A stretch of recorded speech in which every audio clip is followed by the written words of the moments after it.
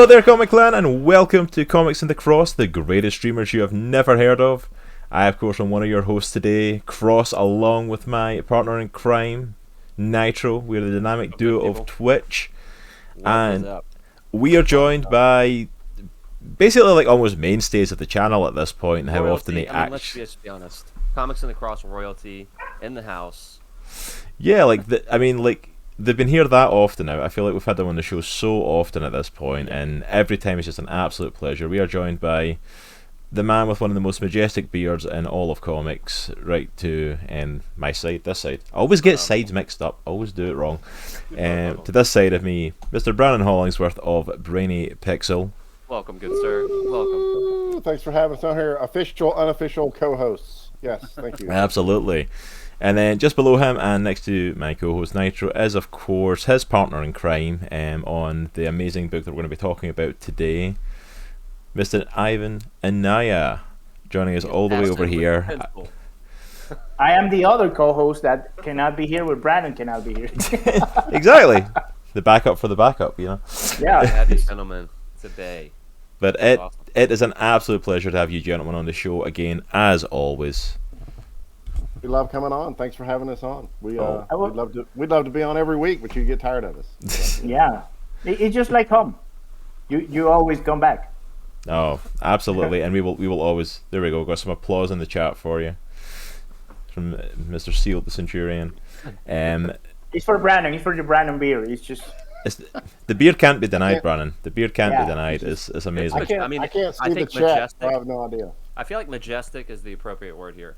For that beard, yeah, absolutely, absolutely. I think it's earned that majestic level. I think so. Well, I thank you and my beard thanks you.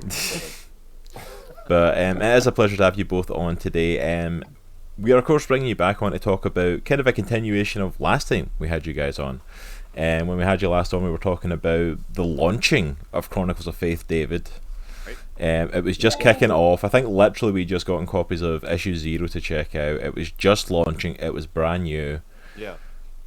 We skipped a step in the middle and we're now on to issue 2 that's now out on Indiegogo. So like we missed a step somewhere, but that very well might have been us like not been so busy, like we were crazy over the last few months. No, we did not skip a step. Actually, this is the way to get issue 1. We've actually woven it in the fabric of an Indiegogo. See, that's what I wanted to ask you guys in chat, was like, because literally I was like, did we miss issue 1? Because like I feel like I should have seen that like posted everywhere if it came out, and I'm like, but so this is it. This is issue 2 is dropped on Indiegogo officially, and this is the way to get issue 1 as well. You got it. Awesome. You got it. So what we wanted to do with this Indiegogo, and again, this is our first, so we're just kind of indie winting or Indiegogoing. I don't know what the verb connotation is. I was gonna say go-go dancing, but that's not accurate. So people don't want to see that. That's only if they hit like the actual end goal. If they make their money and make all the stuff they need for it, then the go-go dancing will come in. You know. Go-go campaign being met. Yeah, it's the secret major perks. If you go to 105 perks, there is a secret room, and there you go. There you go. That's one of those special. It's a one-off perk. You heard it here first, folks. It's the Indiegogo room. So yes, absolutely.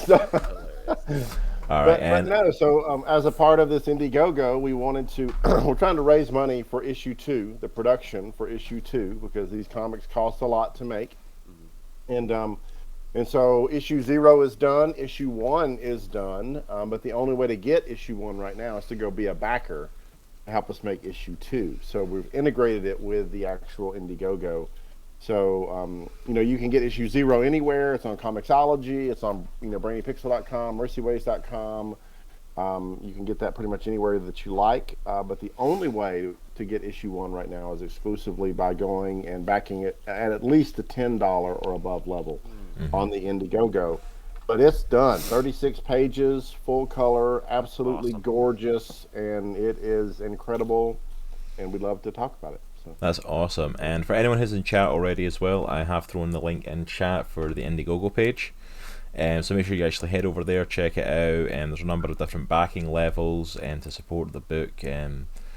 like Brannon said, if you want to get that issue number 1, at least a $10 donation. But if you can only afford a little bit, like, they would appreciate the backing and the support of anyone willing to give it. Because making comics is an expensive thing, especially when you're, a small publishing company. It's like it takes a lot to publish books like this. So any support would be greatly appreciated. Yeah, and I think actually it doesn't matter what size you are. If you want to produce quality work, it takes time. Yeah. And time and money, as we all know, are inextricably linked. And so I think that's one of the things where there's a kind of a failing on the part of the big three that are out there, is they don't really ever talk about the costs associated with the production of a top shelf comic. But there's a lot of effort and time that goes into this. There are lots of hours that people are drawing and coloring and flatting and lettering.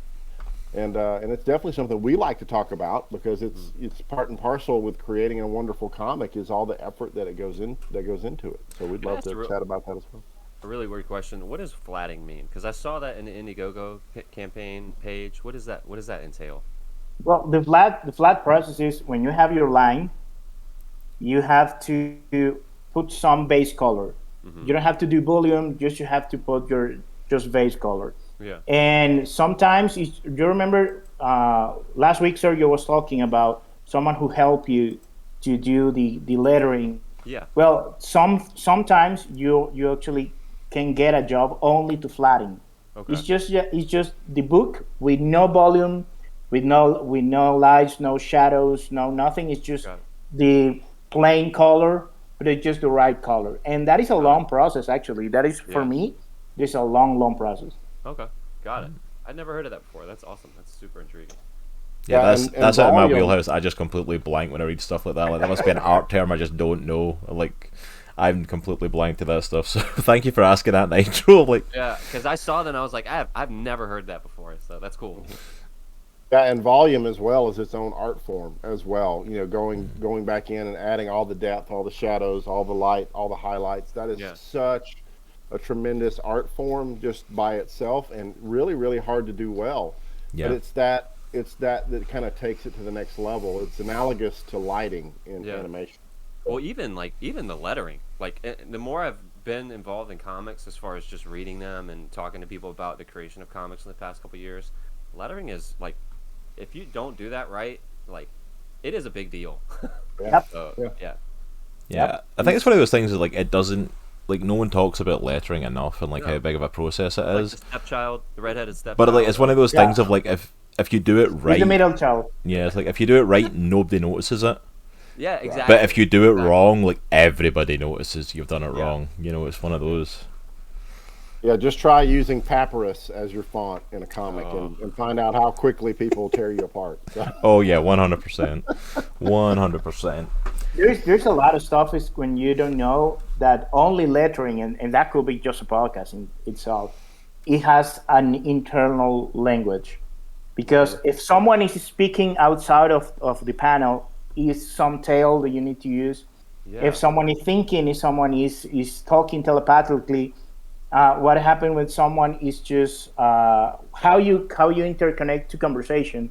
It's an entire world. It's just something I just have to learn a lot. Well, in that panel that I was talking to you about earlier, so there's a panel on the Indiegogo page where David finally, you don't see his face, you don't see Goliath's face, but he's standing across the creek from Goliath. And it's this really cool back and forth shot of him and Goliath's, like, basically his face, him mocking David. But to your point, there's a part where it switches the inner monologue for David, and it's immediately apparent. Like, you don't even have to think about it. Is this inner monologue? What's happening right now? Like, it's immediately apparent. So it's awesome. And that is really, really hard to do well, right? To have that seamless transition from a couple people having an external conversation to now I'm reflecting inside, right? Yeah. And that to be a seamless transition, that's really hard to do, and it's something that a lot of people just take for granted. It's like, it's just words, right? No, there's a lot that goes into that, and you have to think through all that. That's one of the reasons why it takes so long to make a great comic, and why it can cost as much as what we're trying to raise. So absolutely. And the sound effects is another topic. It's just the sound effects is art just form in and of itself. Yeah, it's amazing. I just I just cannot recommend itself. It's called. It's a book from Blamblut, and if you can check that page, have so many useful information. It's called Blamblut.com, and they have a book, and it's amazing. Yeah, that's Nate Picos, I think. Yeah. Is how you say his Oh, name. yeah. And he is phenomenal. I mean, he is an amazing letterer and designer of comic fonts and stuff. I've been a fan of his for years and years and years, and he's like the most unsung hero in comics ever because he's on so many books and you don't know it. Yeah. But he's everywhere, So yeah. I might have to get that link from you, Ivan, because that sounds super interesting. Yeah. Okay. The book is really, really cheap. It's not expensive. It's huge, and it's give you all what you need to do great lettering. And that guy, and he's right exactly from Nate, and it's amazing. Really, really great. Yeah, I follow him on Twitter. He actually recently had an art gallery exhibition of a whole bunch of his different fonts and his lettering, and it was pretty amazing. That's really cool, actually. That'd be really cool to see. He is a phenomenal creator, and he's someone that, like you said, Brannon, like he doesn't get praised enough for the amount of stuff he does, Nate Picos, and yeah, he's an amazing creator. So yeah, like, want to delve in. Talking a little bit about David. We've already kind of went off on a tangent already, which feels good. We've not had a good proper tangent for a while. We were off for like all of January, so we've not had a tangent. Like, we literally started. I didn't even get to the first thing I was going to mention. We were already off on a trail, and I love it. I love it. That is amazing. That's amazing. I love it because the tangents are so much fun because you end up in conversations you never intended to have and just get lost in them. I will say it was my fault though. I started it. Oh yeah, I blame you for it, like I do most things, but I'm okay with that. Well, that's what geeks do when we get together and hang out. We just kind of run rabbits. Yeah, that's why I love this show, because it's just a bunch of people that love being geeks, just chatting about stuff. Like, we literally just had a 10-minute conversation about lettering, like, for comics. You know what I mean? It's like.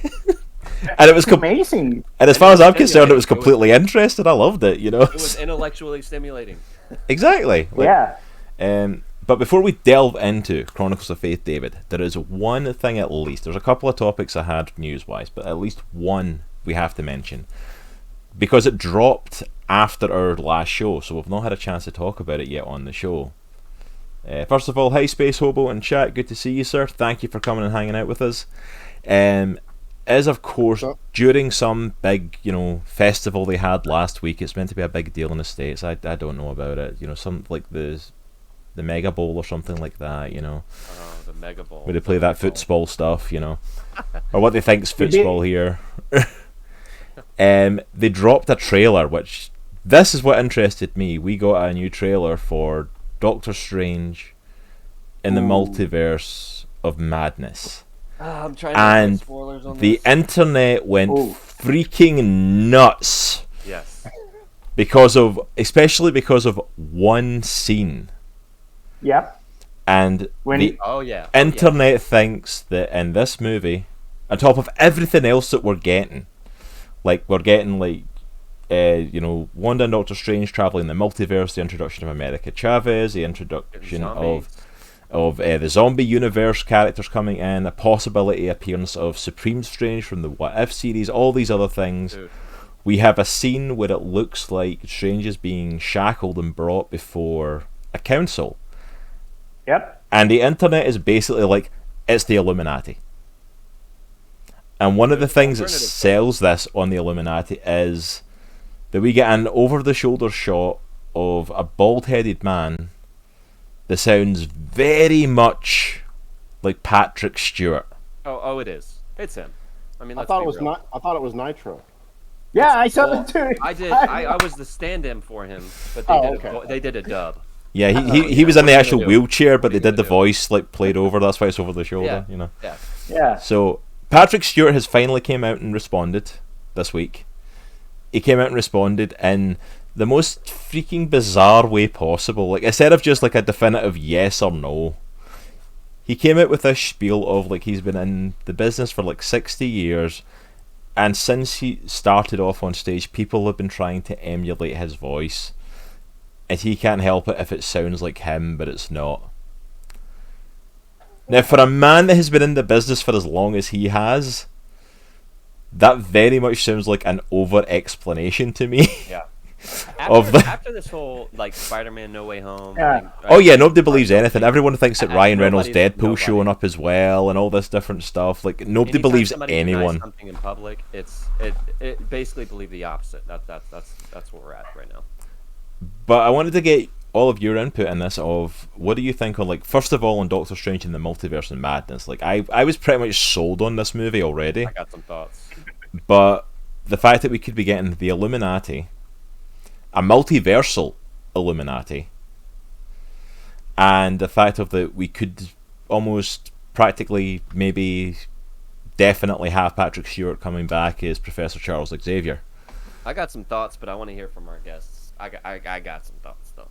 Well, I'll go first because I haven't seen it because I keep all spoilers away because I Yes. love going into movies fresh. Yes. So I've not seen it, but if that's what it is, then man, sign me up. I'm on deck, man. This is awesome. This is the best time to be a comics fan ever. It really is. Yeah, it's nostalgia all over. I'm just most curious. I think it's. I just had so many ideas because if it is the Illuminati, it means there's so many characters that are not in the MCU right now. Yep. It's just like there's one specifically that is the father of one family in Marvel Universe that is Yep. we're at number 4, and Yeah. where is who's going to be him? I was not Going saying to the be- name out loud just in case we jinx that one. Yeah, who's John going to Krasinski. be? Yeah, him, exactly him, and who is going to be? Is going to be the one from the old movies, Yeah. and that is an option. Yeah. It's going to be, I don't know that, and who is going to be Iron Man? Because Iron Man is in the trailer with the Ultron. Well, buff, so that's another thing that people are going nuts about, because this is the multiverse and they're delving into that. There's almost like a definitive thing online of, like, it's going to be Superior Iron Man from the comics, Yeah. basically when Tony went back crap crazy and off the rails, and that it's going to be Tom Cruise, because Tom Cruise was, like, theoretically cast as Iron Man way back in the day before 2006. Robert Downey Jr. Yeah. ever got near it. Yeah. That they're bringing him in, and I'm like, I love the fact that I love the internet because they just jump to stuff like this. Is Tom Cruise Iron Man? It's like, there is literally nothing to suggest he's involved at all. There actually What are. I love is what Feige has done, right? Yes. Somehow this man, and again, I would have loved to been in the room when he pitched this, right? But he has somehow created an environment where it's now cross studios, right? So you're not even talking about Disney anymore. You're talking about Money. Sony, right? Yeah, well, money is whatever. I mean, money is just like not even a thing anymore with Yeah. this, because he's getting basically rival studios to now jump on board this concept where he is creating essentially a story world, right? Where any movie that has ever been produced is now possibly part of the No. MCU. It's Right? genius. It's like crazy. And It's how genius. do you do that from like a business perspective? How do you make that happen? Well, as a fan, that's what we've always dreamed of. Yes. As a fan, we've Yeah, always it's dreamed ju- of that, of like it- all the it's- Spider-Man, all the X-Men are all different universes, you know. And Spider-Man No Way Home proved that people want it. That like it Oh, proved yeah. that people want it. It proved that you can connect those old Spider-Man movies. Some of them were just trash, but you can connect them in a way that makes sense, that people make them like them more. If that Right, makes now that trash is now part of a bigger Exactly, whole where they can exactly. exist as trash, but they also can exist in this cool But it universe. plays to the bigger story. Yeah, and that's one thing from a fan perspective, like us sitting around here on the internet just talking about that. But to go into multi-billion-dollar boardrooms Yeah. and pitch this idea and somehow make it fly, and where it's a financial, yes, Yes. that's crazy, and that's what people aren't talking about, and what I think people it- need to be talking about. This guy is a brilliant. Yeah. Genius. business He's a man. genius. And I think one of the things I was just talking with a friend just a couple of days. We're talking about Doctor Strange too. We're talking about just like 26, 27 Marvel movie. It's just like, if you think about it, these people is just earn our trust to say we are still hoping and hyping about Yeah. one franchise that have 27 movies. Yep. Yeah. And we cannot wait to see what is coming. And the promise of what is coming next is just Moon Knight. It's just the idea of creating something like that is just, we were talking in first, it's just when we just hang out, this is our conversation. Yeah, like who would win in a fight? Yeah, who would win in a fight? Or Yeah. if you had another Spider-Man showing up, Yes. who's your favorite? Tobey Maguire, Andrew Garfield. Oh, it would be amazing to have all three in one movie. Yeah. Well, you know what? This is happening. This already happened. I'll be straight up. I feel like they thought that Spider-Man No Way Home might have been a bit of a gamble, like doing what they did, like pulling in those other universes. But they see, like, it literally just passed domestically Avatar. So it's the highest grossing movie domestically ever made. Like, ever made, which is ridiculous. And In a pandemic exactly. Time. And I have a feeling that Doctor Strange is going to take what they did in Spider-Man No Way Home and make it look like there were some kids playing with some toys over there. They're gonna take it to an entirely different dimension. And like my thoughts on the Strange trailer, I'm with you, Brian. I'm trying to avoid as much as possible. But like I made a new rule when Spider-Man No Way Home came out. I'll watch the first 2 trailers and then I'm cutting myself off after that. But the new trailer has me hype. It could be Illuminati. It could be the Council of Kangs, the formation of the Council of Kangs. It could be. I don't know.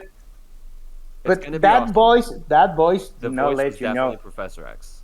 But that voice is just suggesting you that it's not Kang. That's true. Yeah. Yeah, it's just, and I was thinking like, Patrick Stewart never said it's not me. It's just it sounds like me. Yeah. He's just affirming that it sounds like me. I cannot deny that. Yeah. Yeah.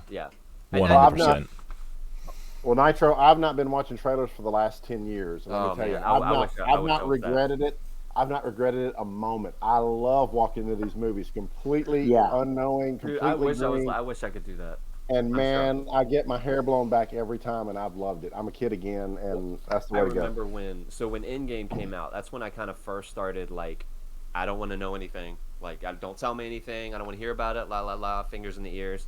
And I remember because Cross and I went to see Endgame together I think it was opening night, right? Yeah, it was something like that. It was one of the first couple of nights. The theater was packed, no empty seats, and some of the reveals in that movie that we witnessed firsthand, like Mjolnir, the Cap, and I was like, it was the best experience I've ever had in the theater. Like the whole theater cheering, adulation. Spider-Man No Way Home though was like in my mind it was equal to that. Yeah, but I think some of the reveals. And I think that answered the question of Brannon a little bit. I don't know if that is, but making Endgame just the closure of 10 years of movies, they just give you the chance to suggest any madness do you want to bring to a movie. Just, know what? Well, it was really the Loki. It was really the Loki miniseries that really cracked the nut, right? Yeah. And then the Marvel What If. That's where we like, all right, we're blowing the doors off. And again, think about that for a minute, right? That they are connecting feature-length films with animated shorts, right? With not feature-length, but live-action short form TV. Finally, I mean, all of that exactly. I'm like, why? This is amazing, and why have we had to wait so long? And again, my hats off to Feige. So. Yeah. I have a question because now you think that Marvel doesn't do nothing without thinking that it's connected. Oh yeah, absolutely. They've not been doing that for the last 15 years. Yeah. And this is a crazy idea that I have in this. Do you think they bring back the X-Men series from the 90s is just going to be related to this? In some fashion? Undoubtedly, that's one of the universes in the multiverse. Like, even if they never tap into it, at least not for a while, that potential's there. 100%. That's one of the universes they could tap into. Yeah. Sure. Here's a hot take. I'm not going to spoil a ton, Brandon, but in the trailer there's a shadow. You know how they did the shatter effect with with What If, right?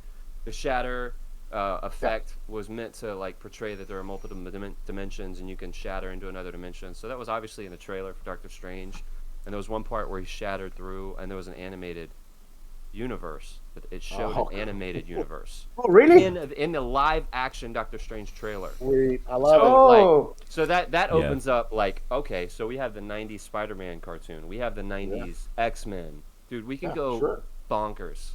It's Yeah. X-Men Evolution. I love that series. That was a great Yeah, well, series as Never well. saw that one. I mean, they're already in work with the next What If series as well. Yeah, that's so- already started. Yeah. We're not and hyped Actually, about this at all. I don't I think like it started. I think it started 2 years ago, actually, because some of that stuff there was a 5-year production schedule. oh for some of yeah, that stuff. and then of course we're like the year off when COVID hit. It's like, yeah, absolutely, they're working on that. And then of course we've got season 2 of Loki coming as well. And I think that's the thing, the way the universe is going for the MCU now. Doctor Strange in the Multiverse of Madness, when it was first announced, I don't think we realised just how important it was going to be. But everything at the start of Phase 4 is aiming towards this, and I think this is going to affect things going forward, because we had like WandaVision with Wanda affecting reality, and at the very end of that we see her looking through what's theorized as other universes looking for her kids. We've got Loki, who like burst open the timelines of the multiverse with his show. We've got What If, which explored the multiverse. It's like Spider-Man No Way Home, which of course opened up to the universes way beyond what we would expect him with the old Spider-Man universes. Everything is pointing towards the multiverse, and then it's all pointing towards Doctor Strange. And I think this movie is going to set up everything to come from it. It's all pointing at this new multiversal world. Yeah, well, at the end of No Way Home, there's a call forward, right, to the dark, the Doctor Strange Sinister, right, the Sinister Doctor Strange. Yeah, absolutely. In the in credit scenes of No Way Home, right? So we know now that that's also linked, right? Yeah. So I mean, it's just. And I mean, at first people were like, "There's no way they're tying What If to the live action movies," but they've proven that no, we definitely are. Like, you need to watch it. And that was smart as well, because that Doctor Strange, that version that appears on What If, is one of the most popular things to come out of that. Yeah, it is. Yeah. And the only thing that I really see when someone is just analyzed is the poster of Doctor Strange. Mm-hmm. And if you see the shadows, you can see something from What If there. Yeah. And you say, "Oh, I just can't wait to see that character in live action." I have a feeling there's going to be more cameos in this movie than there has been in like the entire MCU combined. Oh yeah, there's going to be tons of like one-offs and cameos and little nods to the fans in this. Because think how many there was in No Way Home. Think how many nods to the fans and cameos and appearances and little things there were that were nods.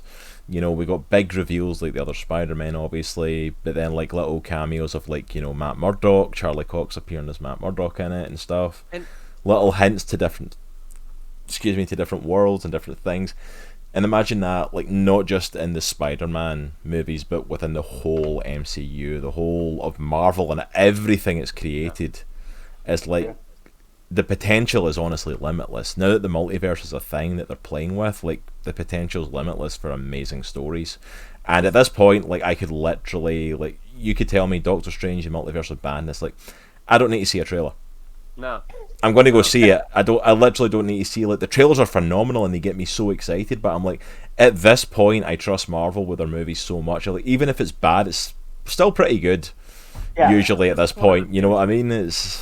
This is one of the things that just, it makes me it makes me extremely disappointed with DC. And like, I know we beat a dead horse about this, and we've had conversations about this in the past, but to your point, Brandon, Feige is a genius. And I feel like DC doesn't have someone like that.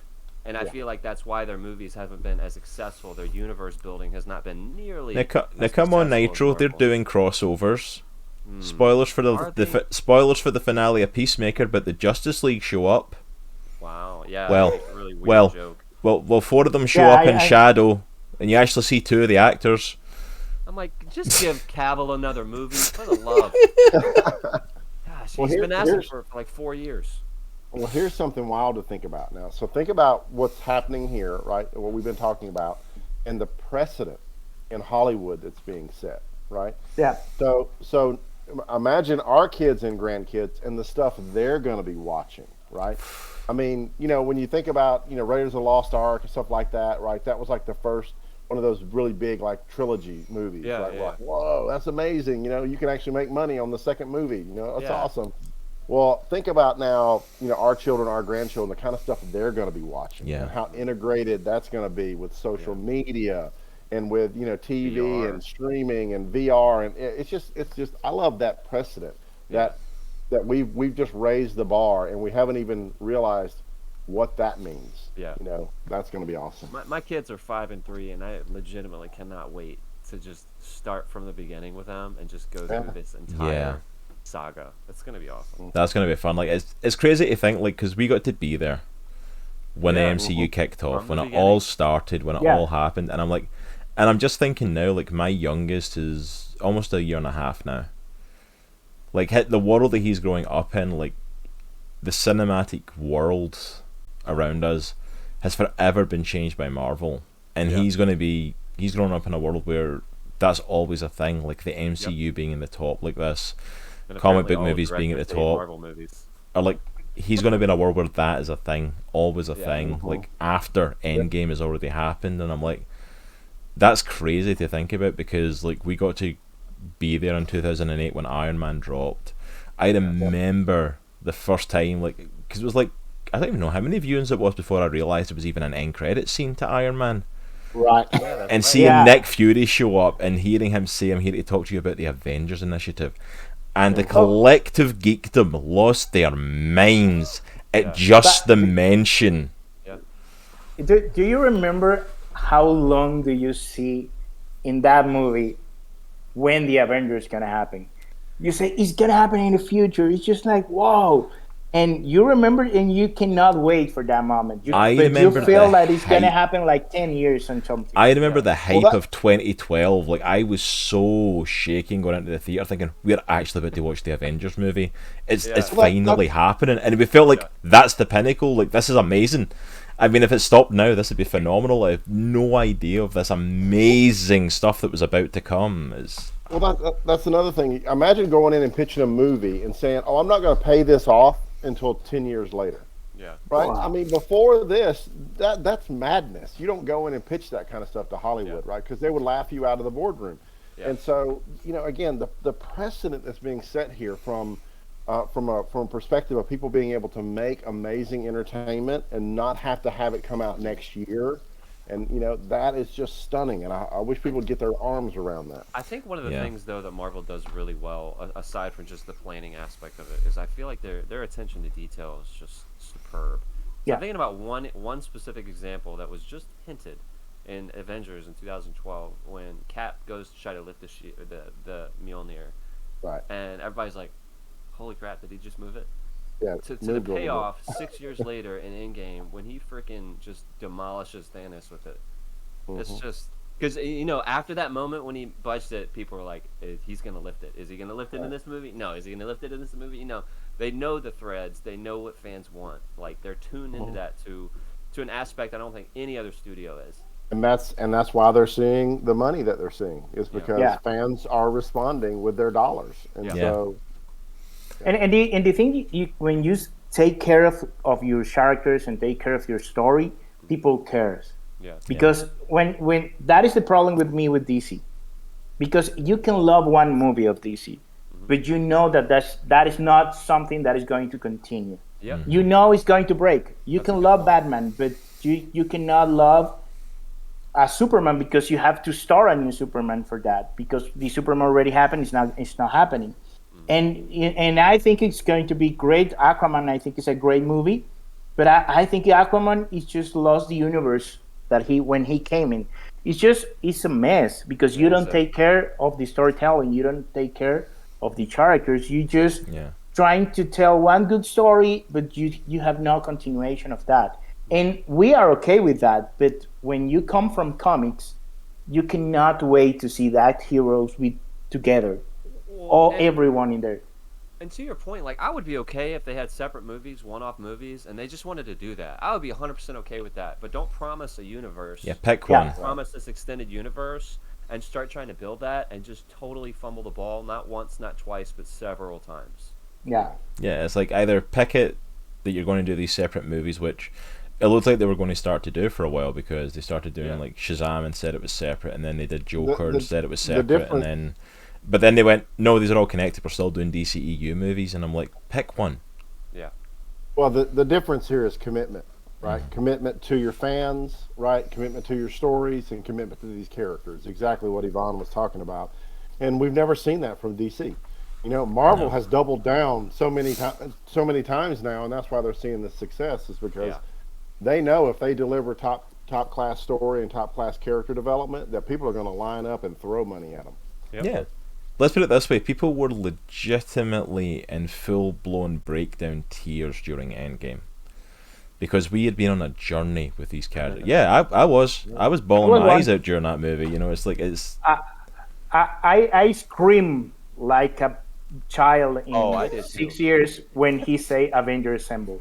Yeah. I just stand up. I wanted to get up and go. I'm like, yeah. Like, I've been waiting for that phrase for 10 years. Yeah. It's just like. I'm pretty sure half the theater that we were in stood up. Yeah. And had their arms in the the air, hype in that screaming, moment can't be denied, and it's like, and it was literally that call to arms. Like, I was so invested in these characters. I'm like, I'm ready. I'm going to go to war with Cap. I'm quite happy to get in this fight.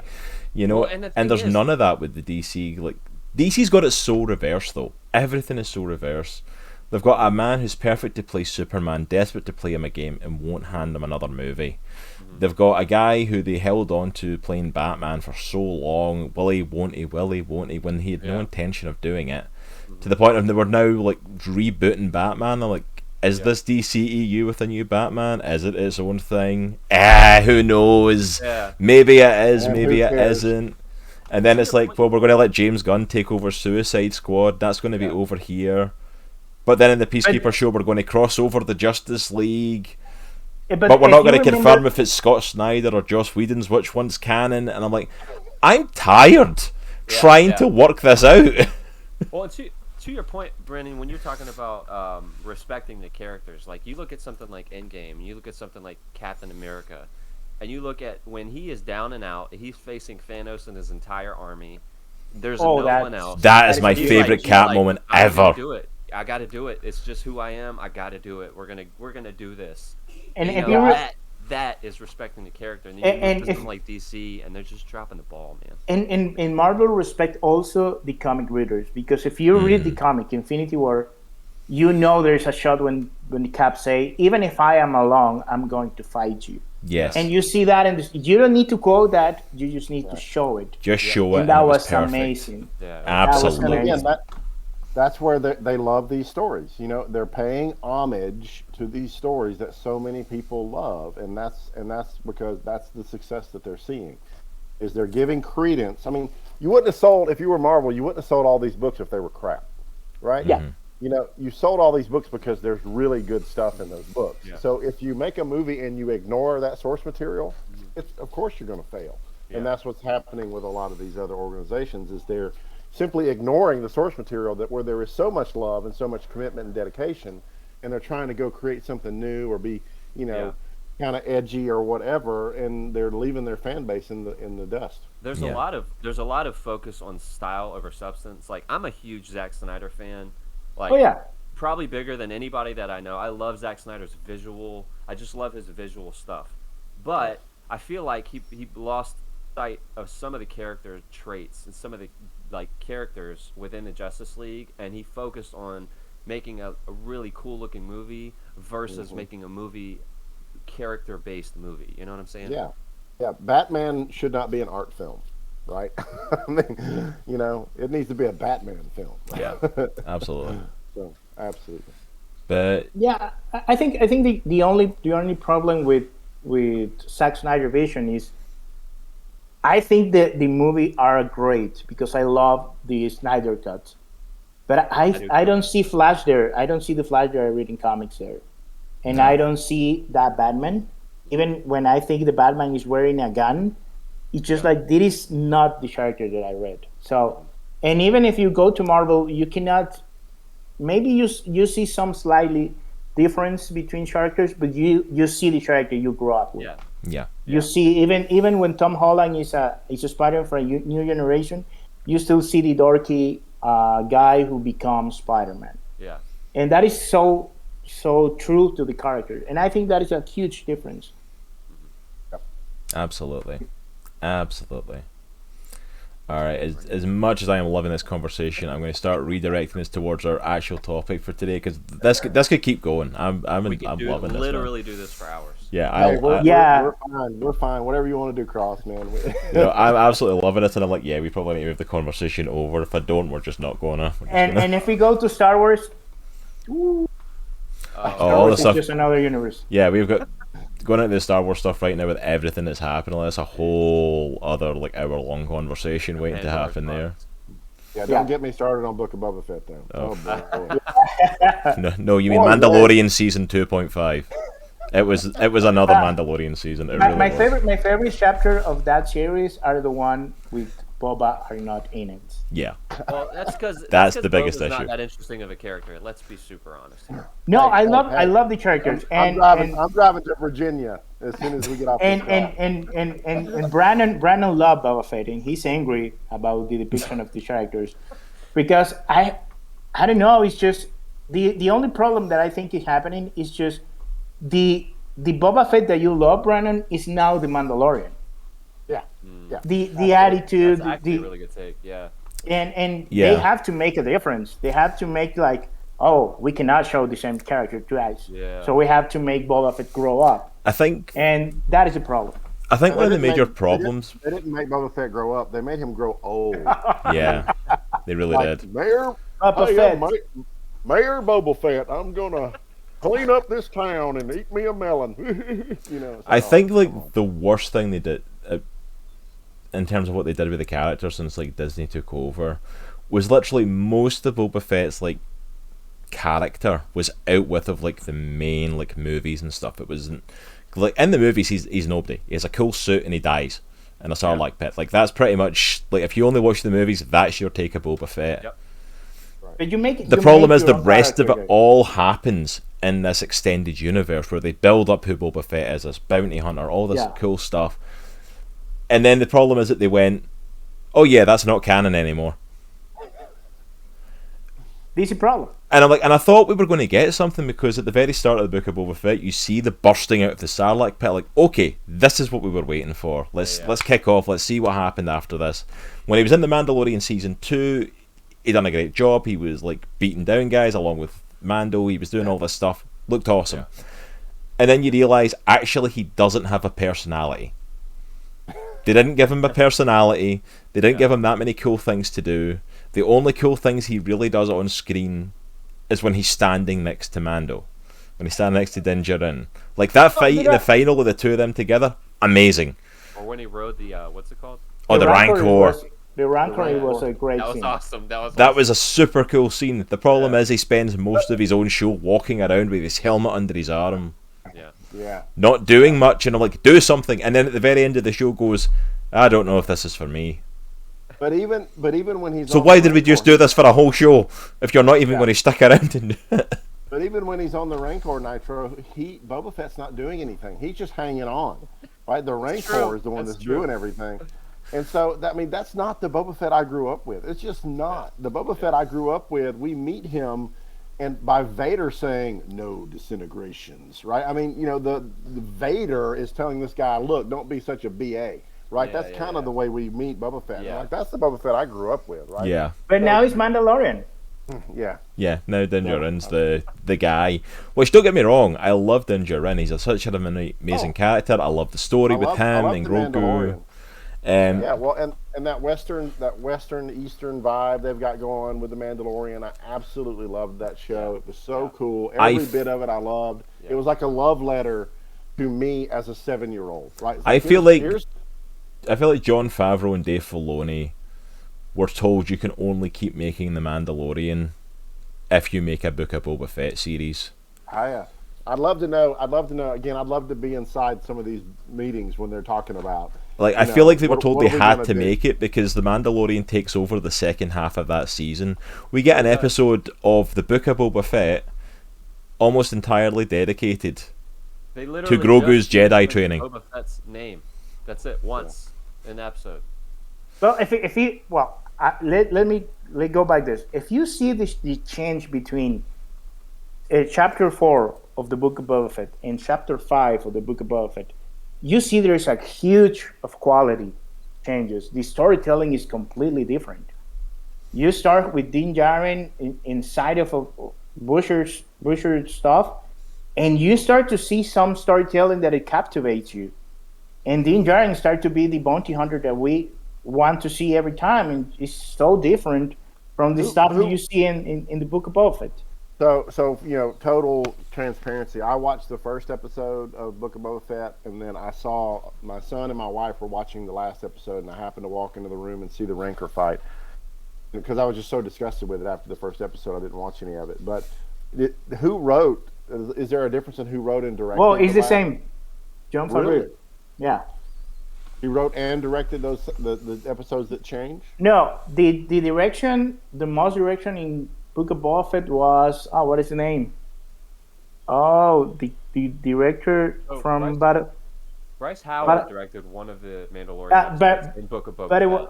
But it was the Mandalorian episode, and the others were Robert Rodriguez. Robert Rodriguez directed 3 chapters. Yeah. Robert Rodriguez, you should know better. Come on, you're meant to be actually good at this. You should know better.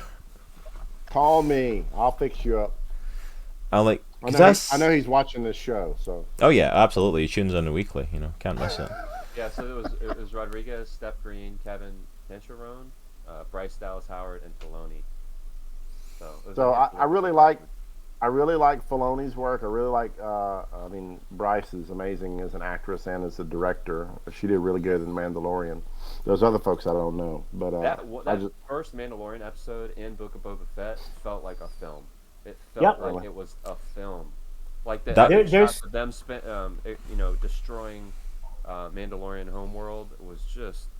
You have to watch Brannon, chapter 5 and chapter 6 of the Book of Boba Fett. Only because Yvonne recommended it. Will I watch it? But it's just a Mandalorian.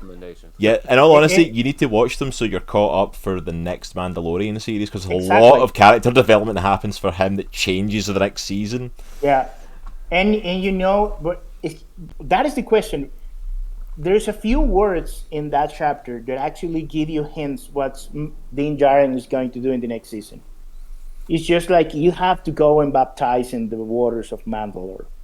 And you go like, this is so amazing, and just give me hype for the next chapter. Yeah. Why happened in the Book of Boba Fett when he said just like a banta? Just like, come on. Yeah. Come on. What a biblical turn of phrase as well. I mean, that's amazing that you get that from a Star Wars film. That's really awesome. If you can put a path in the parallel of the creed of the Mandalorian in the Christian side, because one line that actually make me just amazing is just the line of Cara Dune in chapter 7 of season 1. Say, you don't born being a Mandalore. It's a creed. Mm-hmm. You have to believe in something to be a Mandalore. And the idea... This is why it's great working with this man. I'm going to go and tell you. I mean, this is what it's like in a meeting with Yvonne. I love the deep cuts. I love it. And then just like, and if you go to see that the armor, you can never take off your salvation. You can never take off your helmet of salvation if you're a Christian and a Mandalore. It's just like amazing. It's just parallel. We should do a Mandalorian Bible study, Yvonne. You can illustrate it. I'll write it. That would be really cool. Actually, that'd be really cool. And the word. This is the way. You live for the way. Yeah. You live to respect and honor the way of the Mandalore. And that is just so Jesus. It's just like someone need to do this. Someone need to actually. It's so cool. All right, so we'll do it, and then maybe Lucas won't sue us. What do you say? Yeah, sorry. We can pay them. Oh yeah, that was another one ad that I saw a lot of people. One of our guys in the chat, Ads, has been talking. He's big on the extended universe of, talking about the fact that like if we got the extended universe, we'd have had a trilogy worth watching with Darth Caedus instead of the weak Darth Revan ripoff and Kylo Ren. And then he's talking about. The chat? I don't even know how to see the chat. Yeah, it's on Twitch. Oh, okay. Oh, hey, Cameron Plistiana, thank you so much for that follow. Welcome in to the Comic Clan. Appreciate it, and thank you for the lurk. And he also says Nitro is going to blow up. He also said as well that during that, Cad Bane makes an appearance. obviously was like one of the big bads for the Clone Wars show, which I've now started getting introduced to, so I actually know who Cad Bane is now. Oh, okay. I've been watching that. I'm just gonna say this: Clone Wars gets better after the middle of season 2. It better. But season 1, It's a slog. I'll be straight up. The first season is a slog. it's a slog. But let me tell you, when you get to the Mandalore arc, that's what I'm desperate for. I'm desperate to get to the Mandalore and it's stuff. gonna happen. It's going to happen in season 2, I remember. But then you're going to understand so many stuff. Yeah. Okay, cool. What show are we I talking want to about get to now? this before Clone Wars, before the animated Star Wars show, and because like Cad Bane obviously shows up in the Book of Boba Fett, which is obviously a Dave Filoni deep cut because it's one of his characters from the Clone Wars. And it's like, but ads are saying like, yeah, he really showed his age in this show, which of course, like, yeah, it's. I mean, he shows up in Clone Wars. That's like before Episode 3. He shows up What in. we would do. We would have done the same thing if we were directing an episode. Yeah, absolutely. I'd have been like, yeah, let's pull him in. It's like the way that everyone freaked out that Cad Bane showed up. Like, yeah, I'd have pulled him in as well. Yeah, dude. I would have had Tenet in the background, man. What are you talking about? Yeah, absolutely. Oh, And we already have done that, Brandon. I'm gonna say, yeah, you've already slipped it into places already. You've already told us about that. But yeah, and like a if you- lot of people were so upset at Cad Bane being killed, and there's all this stuff of like, was he killed? Was he not killed? The thing in his chest was still beeping, and so was he still alive? Oh yeah. Like, oh yeah, he's coming back. Well, you will understand that because Cal Bane was the mentor for Boba Fett when he was a kid. Yeah, you I've see- seen little things about that and stuff like. And you see that in Clone Wars. And Django was the one who mentoring Cal Bane. Oh, that I did not know. That I did not Yeah, know. it just- Django mentored him. Oh, that Yeah, makes so much for- sense then. For that reason, he said like, "You're like your father, Boba." He's an amazing arc. Be patient with Clone Wars. We be patient with that. He has so many great arcs that My you're thing gonna is- love. My thing is that And- people were like, "You need to watch it," and I'm like, "You do realize this is 7 seasons with Yeah, about I 20 know. episodes each, and they're 30 minutes each, and then there's a movie, and then there's 2 more shows." You can on top skip of the that. movie. You can skip No, the I movie. know. The I'm not movie is giving you just a the hard time. introduction of Ahsoka. It's just I'm like, But- that is 70 hours of content. I mean, let's be real. yeah, I know. Yeah, that's a lot of content. And then you have to go to Rebels. Rebels is Yeah, another stuff. Bad Batch, and Rebels. No, Bad Batch is I don't know. Okay. Yeah, because Bad Batch is the newest one, right? I'm like, yeah, I'm going to focus on getting through Clone Wars. I'll worry about the others later. If I can get through Clone Wars, I'll be good. But I'm just gonna say this. I never Do knew you- Yvonne was a walking encyclopedia of Star Wars lore. Oh, this is See, great. see the things you learn on this show, Brannon. It's like This is and I was not a fan 10 years ago. I was not a fan of Star Wars, but then they captivated me. And one thing is, do you love Episode 3 of Star Wars? The Revenge of the Sith. And that's probably my favorite of the prequels. That's Well- not saying much, though.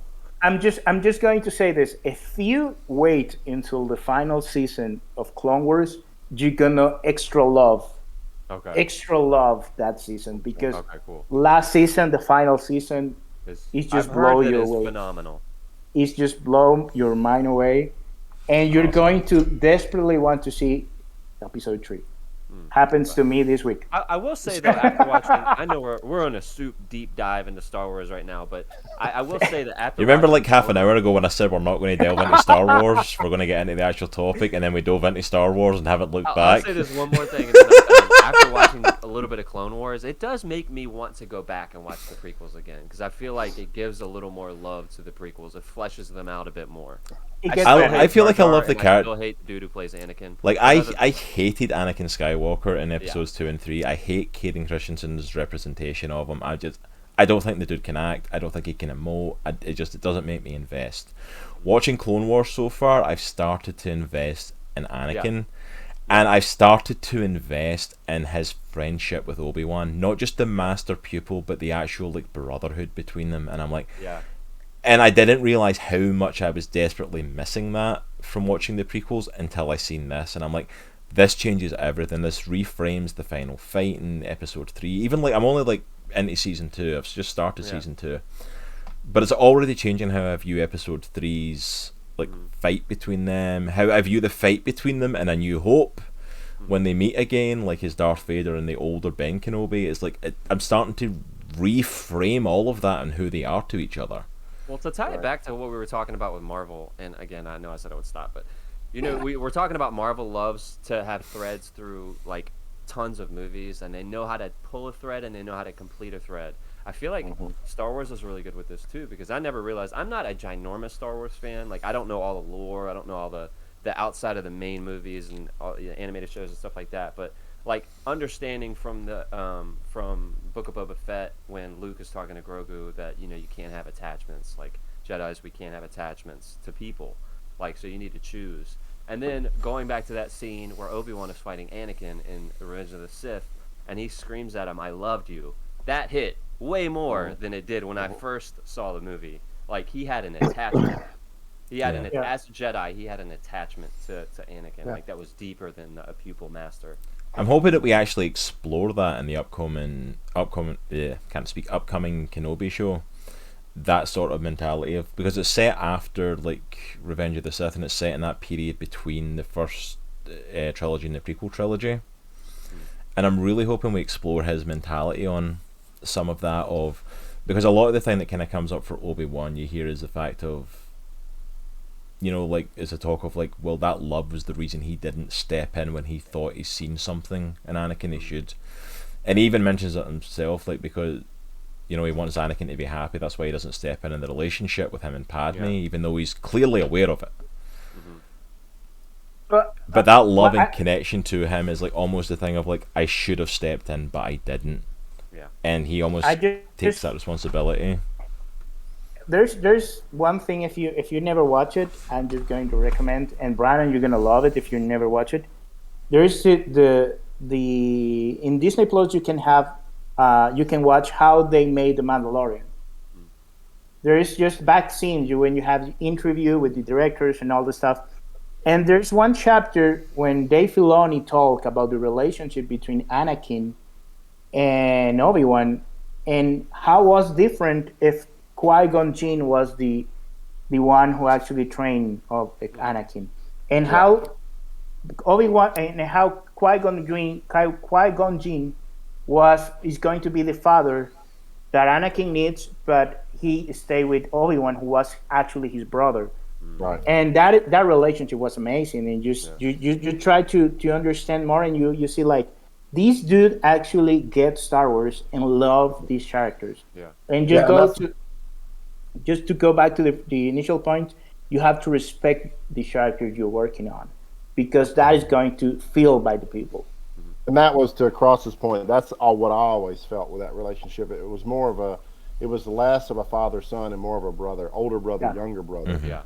And there's less authority there, right, between an older brother and a younger brother. And when authority is enacted in that relationship, it's generally met with resistance. And so I always felt like seeing that relationship where it was Obi-Wan and Anakin as elder brother and younger brother, and Obi-Wan felt the need to live up to some perceived level of something that Qui-Gon Jinn placed in him that he could never get to.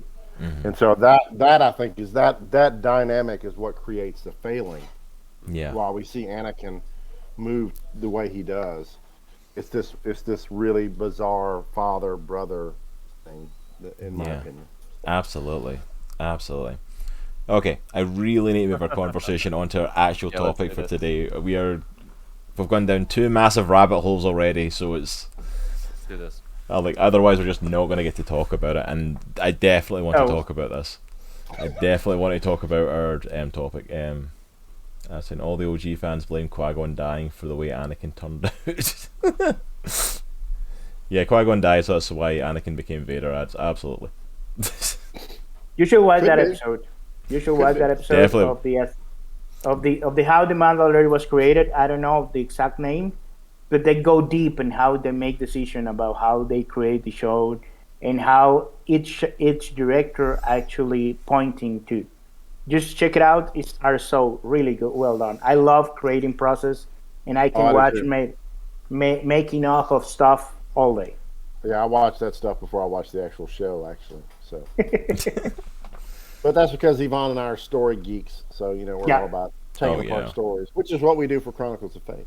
So. I was gonna say that's kind of part and parcel of being a comic guy, isn't it? Is like his. That was what we call in business a segue cross. So. I know. Sorry, I'm seeing chat moving. I realized the link. I threw him off. That was my bad. He posted a link. I was trying to see what the heck's going on in my chat, and I'm like, it's him messing me up again. But that was a good segue there. But yeah, so we are getting off of Star Wars. Although I feel like if we do a Star Wars episode in the near future, we know who to get these two back on for it, because absolutely. Especially Ivan with his deep dive knowledge he has apparently for all this stuff. But I don't know if I know that too much, but I can help. Hey, you know more than us, 100%, man. It's like you know more than we do at this point. I'll call Dave Filoni. I'll get him on as well.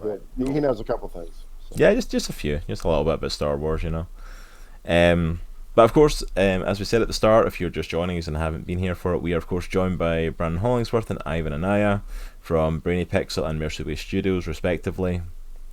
And we are talking about Chronicles of Faith David. Or we're going to talk about Chronicles of Faith David. We haven't actually talked about it yet, but we're going to talk about it. We promise. Well, I'm just going to say this. One of the things we love about all these shows is how love they put in these stories. And if you see that, we love that with Brannon. And that is the sort of love and the sort of it's just geekiness that we put in our comics. So if you feel related to be geeking out, the Bible is the best book to geek out. It's just so amazing. And one of the things that Yvonne likes to say when we're on these podcasts is that how all these characters that we're talking about, all these Marvel characters, Captain America and Luke Skywalker and the Star Wars guys, they drink from David, right? Yeah. So they take the character of David and they take a great big drink of that, and it helps inform those characters that we enjoy today. And one of the things that we like to do with Chronicles of Faith is bring it back. And so we drink from Luke and we drink from Cap and all these other amazing heroes and villains, and we bring that right back to this biblical story to help inform those characters so they become more real on the page. And really it is. I mean, you're just talking about the Bible was the original cinematic universe, So. Yeah, absolutely. And I think that's an interesting thing, because I think we've talked about it with you guys before, and we've talked about it, I think, with our other friends over at Terminus, with Dr. Bell and stuff like that. Like, we're seeing an amazing influx of, amazing Christian comics coming out that are really delving into the source material. Mm-hmm. But for me, I've noticed it recently as well, and it's something, mentally I've been going through, of, how I analyze and take stuff in. I'm very logically minded, so reading the Bible and trying to actually connect emotionally and stuff can sometimes be a little bit of a struggle, because I'm just reading the words on the page. The stories are phenomenal, amazing stories, amazing interpretations of what people are doing, but something that the comics are really helping with, not in replacing the Bible, but in literally enhancing it, at least for me that I've felt, is that I'm feeling this emotional connection more. I'm seeing these people as real people and experiencing them more as real people, and we see that with David. Obviously we read and talked about Chronicles of Faith David issue 0, the jumping on point. If you need your backstory, it's there. Yep. And getting to connect with David, honestly, kind of in 3 almost separate parts of his life a little bit, because in that issue you talk about, it kind of kicks off with him David versus Goliath a little bit and leading up to that battle, and then we backtrack and we find, oh wait, this is actually older David telling a story to his son. Mm-hmm. And so you kick off with this thing, when everyone mentions David, David versus Goliath. Yeah. That's literally so deep ingrained now that there's a pop culture reference for the big guy versus the small guy. People have never picked up a Bible will reference that in pop culture. Yep. To then taking it back to not just a shepherd boy taking on this giant of a man, but a king, a father, talking to his son. And if you know your Bible as well, it's talking to Solomon, who would be the next king. And explaining his life story, like a father talking to their child and explaining the journey. And then we get to see David's life at the start and kicking off here he is as a shepherd boy, and this amazing launching on point for it, and it does make you feel like David is human, and humanizes him a little bit, and makes you feel like this is a guy I could chat to and I could connect with and I could experience things with, and in a way that you don't always get, just reading through the stories in the Bible, because some you really connect with, other ones it feels like facts and figures and don't always hit the same way. But yeah, no, on you go, sir. On you go.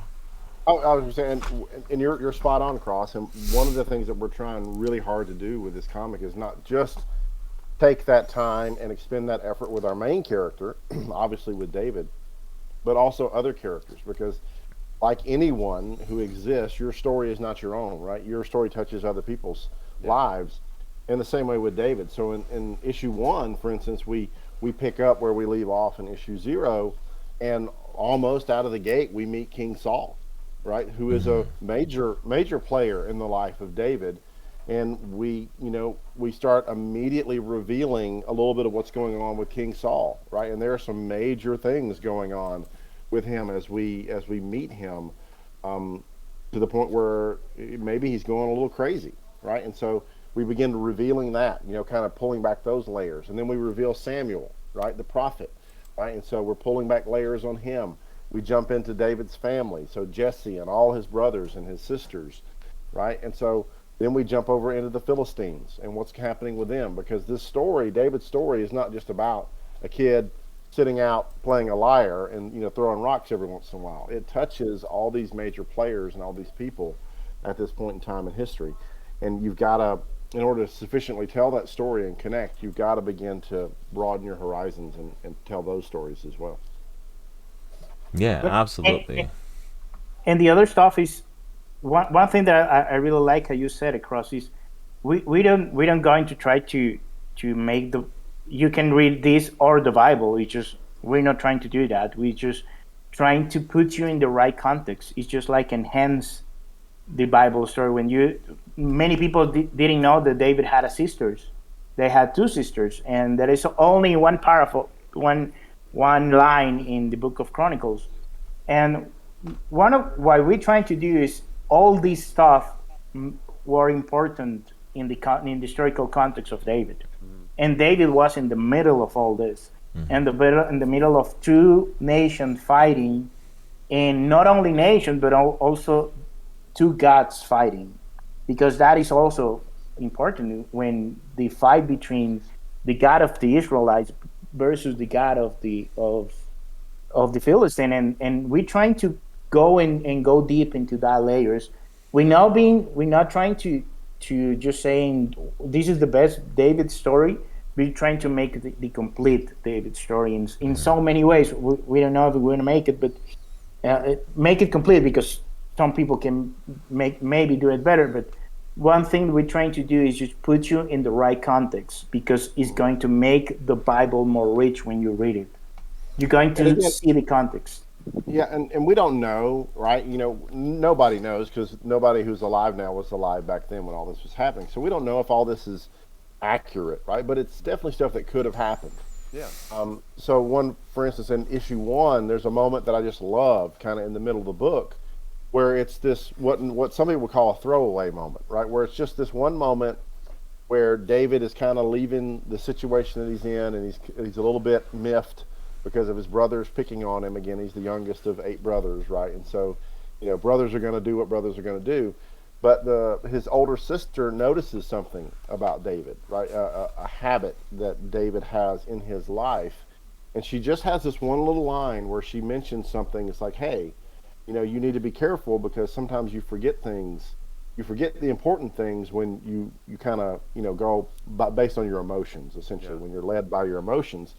And it's just this one little moment that we have in the book that's a seed that sets up David's major failing later on with Bathsheba, right?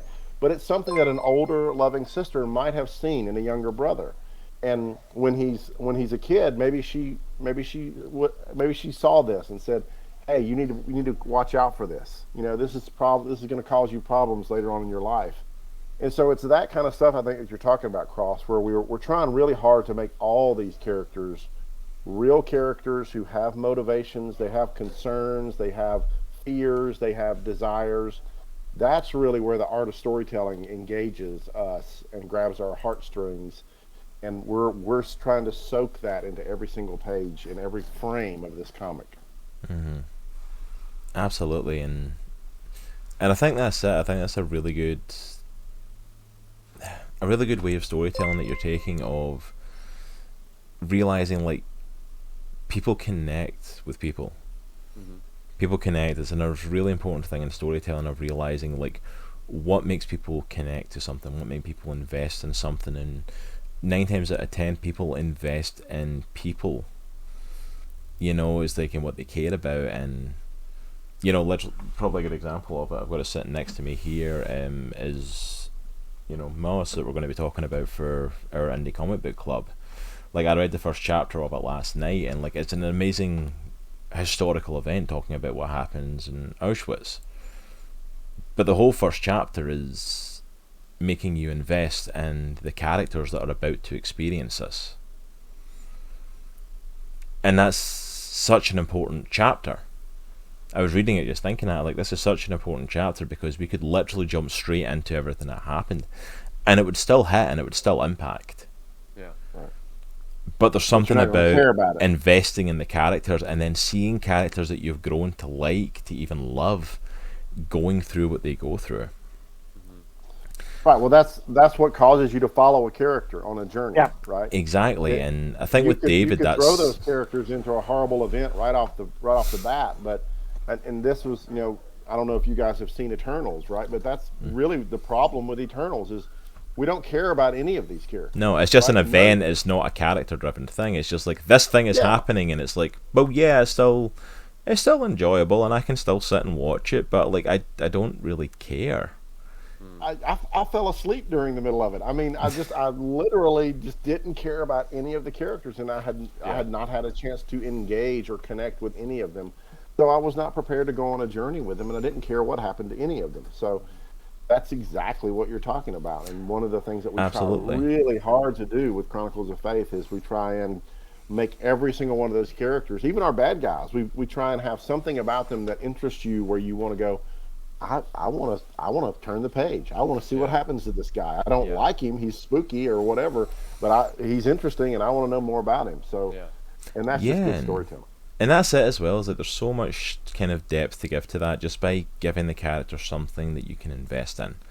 Like you said, like even other characters like David's sisters, like you could literally read through the story of David in the Bible and like literally come out the side of like, oh yeah, it's just a bunch of boys. It's a dad with all his sons. Like, I mean, you barely get a story on them, let alone the fact of like he's got sisters, what happened to the mother, what happened, all these questions just from reading that story. And even they don't have that big a thing of like, he's Jesse's son, and that's Jesse out the story, and he took food to his brothers in the front line, and that's how he's seen Goliath, and his brothers are out the story pretty much. Just like that's they're done. They're not of importance anymore to what's going on, but like making you invest in them makes a difference, because you're like, I want to know this, especially like having read the Bible, obviously. And if you've read the Bible, spoilers for the comic, it's like, but some of the hardships that David is about to go through as well later on in life, and you care more about that because of investing in where he came from. Like, you could jump straight to that stuff, but it doesn't hit the same. Right. That is one thing that we're trying to do with the initial pages of the comic, because when we think about David, it's just, okay, David versus Goliath, just like you said, Cross. Mm-hmm. But the one intention to do like a cut in the middle of that is to let people that this is not about David and Goliath. Yeah. This is not about the story you already know. This is something like is complete. It's just, we're trying to say this entire story from the story of David, when he became a hero, when he became a warrior, when he became the anointed king, and when he became the king, and when he became, after all, a man, that he fails, that he's just made bad choices, he just breaks 7 of the 10 commandments in just one action. And you have to, one thing that we're trying to do is just, for that pages, the initial idea is just trying to tell you this is not the typical David story that you're going to read. Yeah. It's just, it had a background, it had you have a story that came before. There's a story that came after David and Goliath. So, and why we're trying to do that, because the other stuff has already been done in so many ways. And I read a lot of comics of David and Goliath, and we go and read them to understand that. And also because one thing that we're trying to do is trying to make this story fresh. We're trying to people to actually feel like, oh, I maybe know this story, but I'm getting surprises in something that I know. And I feel like there's a habit when you're reading stories like David in the Bible to kind of mythologize the person. Like to Yeah. there's no way that anyone could ever be like that. There's no way I could ever be like that. But like when you get to the nuts and bolts of it, as you guys are doing, you're painting a fuller picture of his life. Like he was just a dude who did some awesome stuff because of Jesus. You know, that's all it was. You know, Because he had faith. He actually honored God with his faith, and he made so many mistakes. And we're trying to actually emphasize faith in the lettering pages, because when he was praying, that is something that is happening inside of the mind of David. It's just like you were talking, Nitro. You understand that this is something inside of him, but inside of him is just trusting God, and he's facing a giant. It's just like what everyone's in the entire army camp, they never do that. And they actually believe in the same God, but just one little guy who actually have strongly faith of David. Yeah. And how David built that faith is just having the fight that you already read in issue 0. He already tests that God is faithful in issue 0. He understands that God can deliver. So he go and face a giant knowing that. Absolutely. That's awesome. So I do want to delve a little bit into like obviously this upcoming campaign, or well, the current campaign, it's already up and running now, is about funding issue 2. But like you said, issue 1 is ready. It's ready to go. It's going to be part of this campaign and stuff. So we talked a lot about what we've seen in issue 0, which, you know, for everyone who doesn't know, it is available pretty much everywhere. Brainy Pixel and Mercy Ways websites, Comixology. You want it, you can get issue 0. What can we expect from issue 1 and then issue 2? Like, where does the story go from here? Because, like we said, the story's very much, we get that glimpse of David versus Goliath. We realise this is David telling the story to Solomon, and get a little glimpse of him as a shepherd boy. So, like, where do we go? Like, do we stay like that early days of David for the next couple of issues, or do we like jump forward a little bit, or like what stuff can we expect from it? So I'll do issue 1, and you can talk about issue 2, Yvonne. Does that sound good? Okay. And obviously, just tell us what you want, guys, as much or as little spoilers as you want, because I don't want to ruin what's to come. It's like, I know like the story's well known, you can pick up a Bible and read it, but like I don't want to give away too much. You guys, whatever you're comfortable with, because I want people. What's been amazing is working on this comic as well. Obviously, you know, we know the story, but the way it unfolds is still very surprising. And I've had people who've read the book, right, and who they get to that last page and they like, oh, they kind of catch their breath, because there's just the way it's depicted. Again, you're on a journey, and it's such a ride, and even though you kind of know what's coming, seeing it happen is totally different than kind of knowing what's coming. And the team at Mercy Ways has just done such an amazing and artful job of depicting the events. But we start out issue 1, and we're kind of back with King David and Solomon, and we're telling some stories. You know, we're learning some things, some very critical things about who God is. And then we make this really cool transition, and we meet King Saul, and it's at a very critical point in his kingship. We then quickly follow, and we connect with Samuel and find out that there's a problem, right, within the kingdom of Israel. And I'm not going to go into all that, because the interaction there is super cool. And then the next thing you know, we're in the Philistine camp. So there are problems on the horizon. There are problems internal in Israel. And all of these problems, the storm is gathering. And so we get to jump over in the Philistine camp for a while. Then we come back to Bethlehem. We see what's happening there with Samuel, and we meet Jesse and all of David's siblings. and something is happening in Bethlehem, something very important that then ties back to issue 0. We jump back to the Philistines because again things are, kind of building to this crescendo, and I love it. It's like you're in the Philistine camp and all this stuff's happening, and in the background you see the lightning and the thunder, right, over the hills, and it's almost like that's the storm where we see in issue 0 where David is fighting his big opponent in issue 0. So it's like you can just kind of look over the hill and David would be over there right now slinging his stone. So it's amazing the way this is artfully kind of woven together, and then it all comes together with this really crescendo moment at the very last page of issue 1 when this momentous and historical moment happens and everything changes for David. And so that then leads us right into issue 2. And issue 2 actually picks up with that. And issue 1 was just introducing new characters. It's just, if you have read issue 0, you just know David, old David, and Solomon, and maybe just the mention of some characters.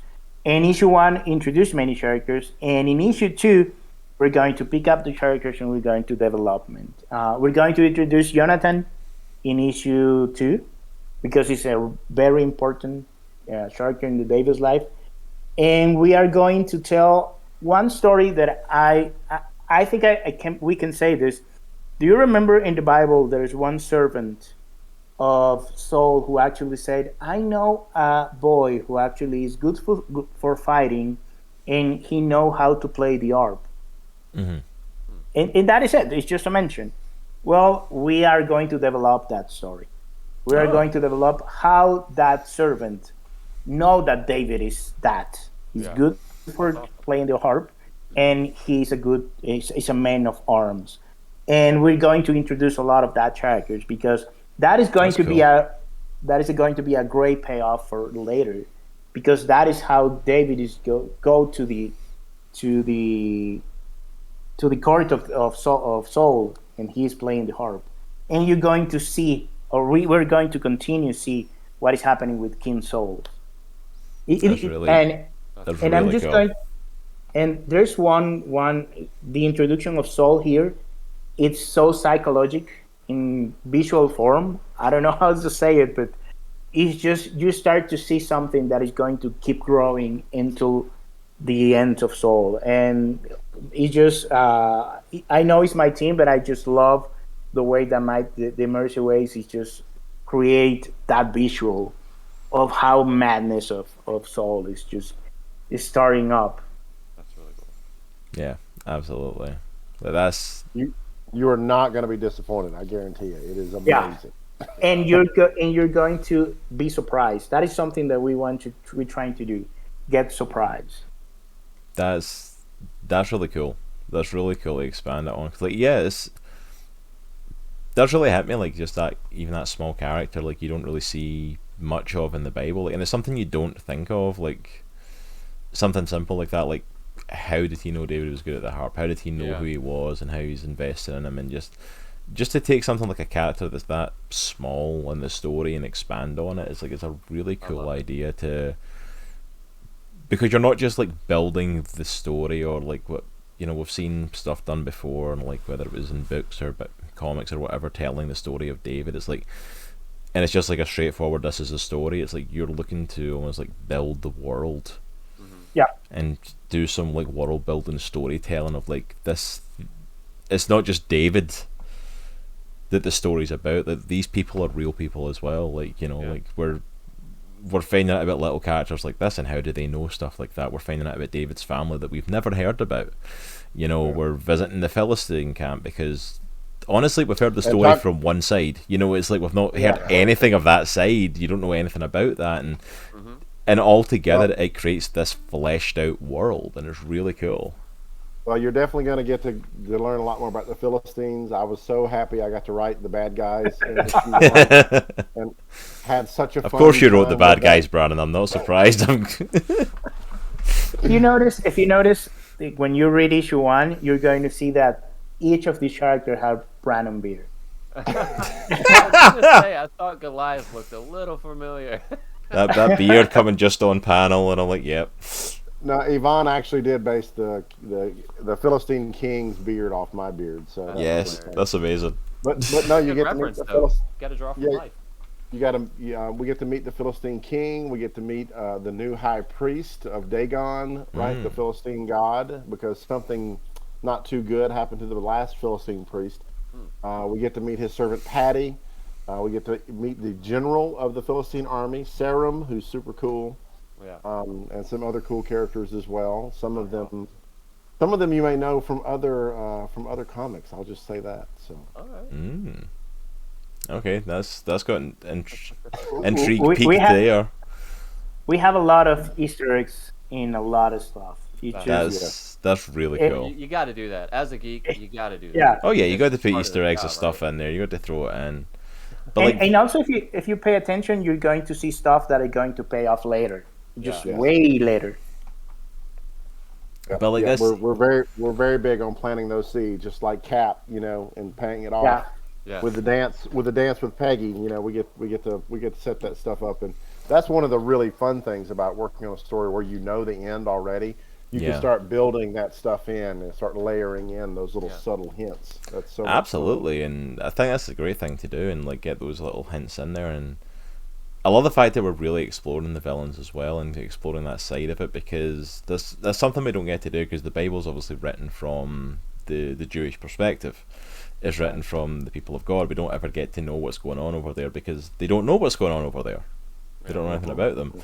But in modern day storytelling, like when we're doing like a good versus evil, like, well, you need to see what's happening on that side. You need to understand, like, what are they fighting against, or who are they going up against, and even in some cases, like certain villains, can you make them sympathetic? Like, do you care about these villains and what's happening there to Yeah, create so to it's make a you ve- it's a invest in very- the whole thing? Yeah, it's a very fine line, because we don't want to make the Philistines too sympathetic, right? Because we don't want people thinking that they're on the side of good and right, because they're certainly not. But you can absolutely explore them, explore their culture, and really what we've done is try to use them as a way to show the differences between the people of God and the people who did not worship Yahweh, Yeah. right? Who were obviously not God's chosen people, even down to the stuff you see on the tables, right? The Philistines, that we found out in our research, they ate a lot of pork and a lot of dog, and so we bring that to light with some of the scenes, right? And so you see what people are eating, and it provides a counterpoint, to God, and in Leviticus, where He said, clearly, you don't eat some of this stuff, right? Yeah. And it was to set them apart, because the other people were absolutely eating that stuff. Mhm. So there are all these little nuances that when you enter the Philistine camp, again, we try not to waste any single moment on screen, right? When we say on screen, we're talking about on page, but Yeah. every single moment that you see is there for a reason. There's Yeah. an intentionality behind the storytelling.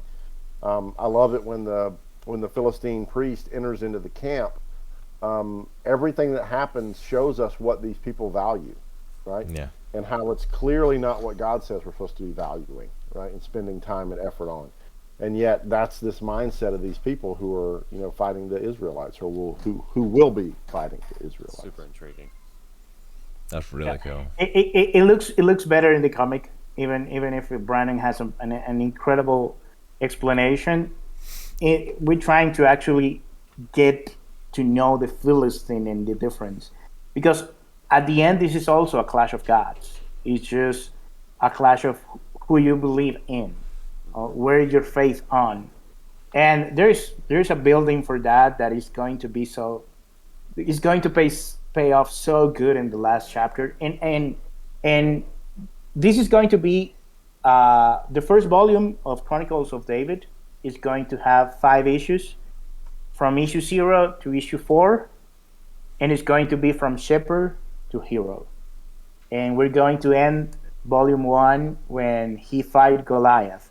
And that is not a spoiler, because you already know that. Yeah. Mhm. But the actually road to get to that point, it's going to be that is the important stuff here. It's just how that happened and what is actually involved in all this, all the hints that is going to happen, and how that is go to the spiritual realm, in the normal realm and how this all working together for showing something that is one thing that David said in issue 0. This is the God story, and David is just part of this story.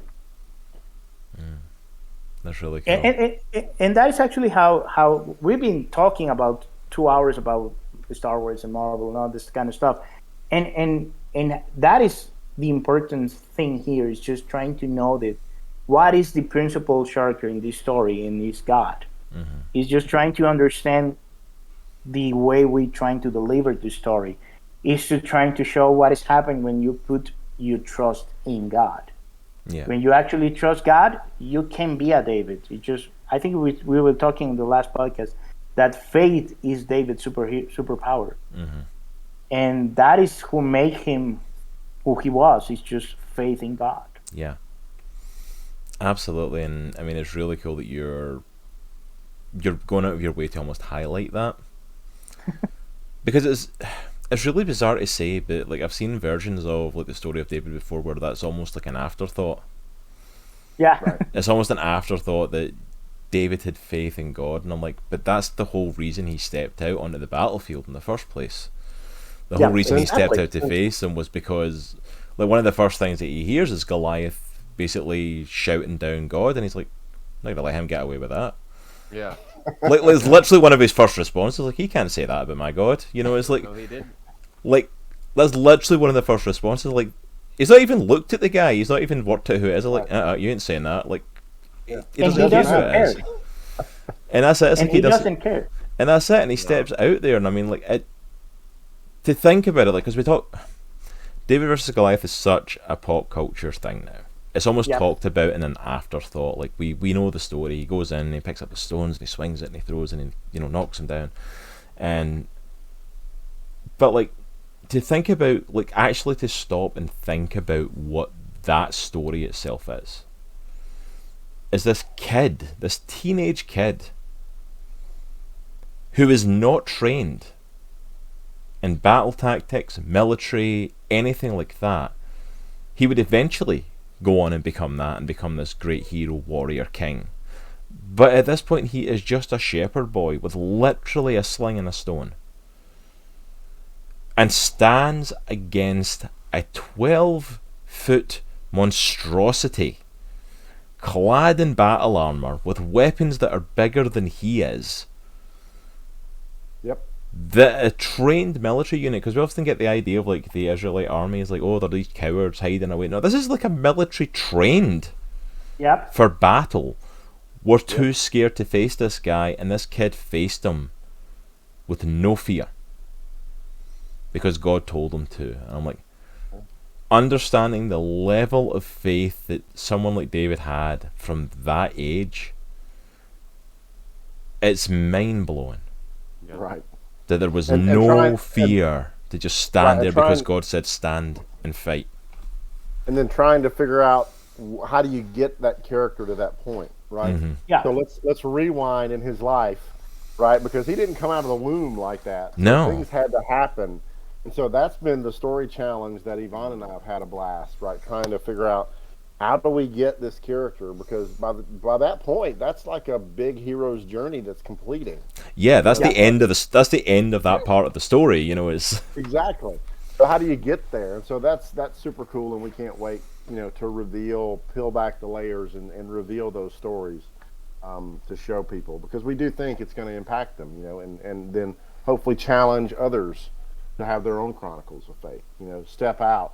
And that is the way it happens. It starts small. You take one little step of faith, and you step out believing what God says that he's going to do what he says he's going to do. And then when he does, then you're now strengthened and you go, oh, okay, well, he did it last time.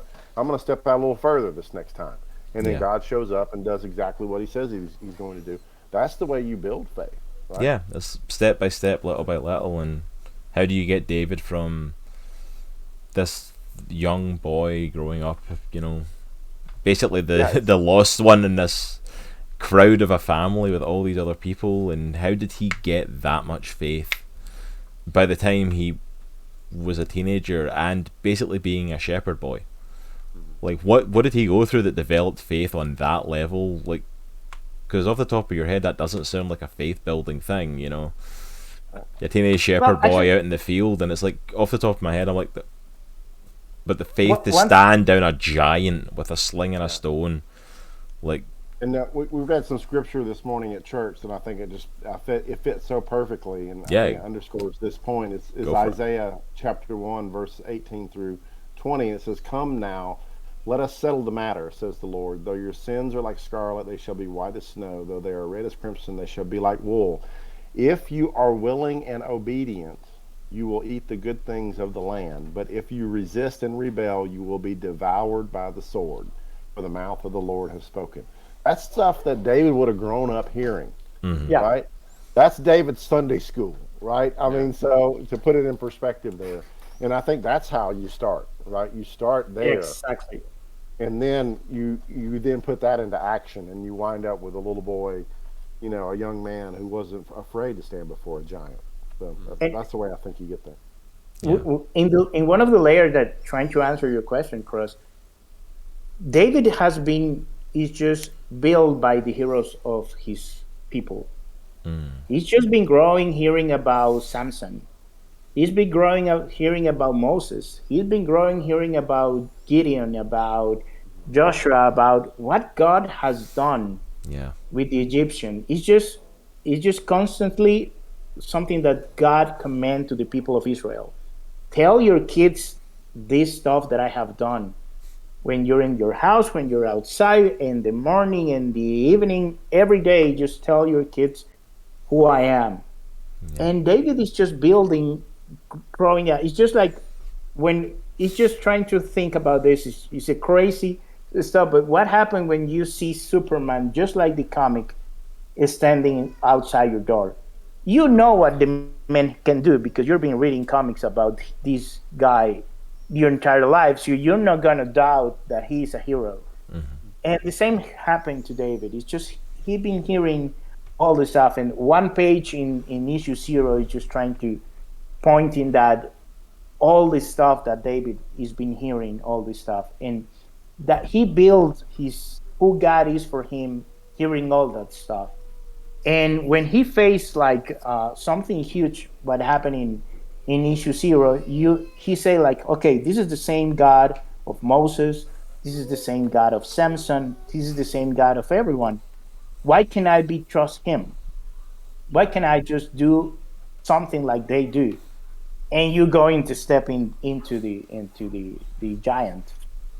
One of the things So that I'm really excited about. So my daughter, she's 5, and every time we go to the comic store, we always get a My Little Pony comic. She just loves comics. She loves the format of comics. She knows that I have a ton of them. She loves flipping through them and stuff like that. But like I try to read her. There's this like really like 2 to 3 year old like picture Bible for the kids that just very high level go through the stories of the Bible, the highlights of the Bible. And I'm interested. It's so cool to see that we have this opportunity, as Christians to be able to share this type of medium with the yeah, kids. You know what I'm saying? Because like I'm a very visual person. Like Cross was talking about earlier. Like he's very logical when you come to the Bible. Like you're reading stuff, but sometimes it's hard to visualize it. So for me, being able to visualize this and flesh it out to an even deeper level, and not to your point, Ivan, not as a substitute for the Bible, but just like as not necessarily an enhancement either, but just something that can go along with it, like the Cliff Notes, but a visual Bible Cliff Notes, you know? a Bible companion. You Yeah, just I love it. It's gonna be cool to be able to share that, And oh, by the way, Mercy Ways is working on 3 of those illustrated kids Bibles right now. 3 separate ones. So Wow. I guess will they all be in Spanish, Yvonne? so far, yes. I don't know. I think there's going to be a translation, but it's going to be in the future. But yeah, we love that too because we one of the things that we pray on a lot of Mercy Ways is we grow up in church and you don't have too much art reference for stuff. Nope. And we grow up in that. It's just like, and we just praying in silence. We speak.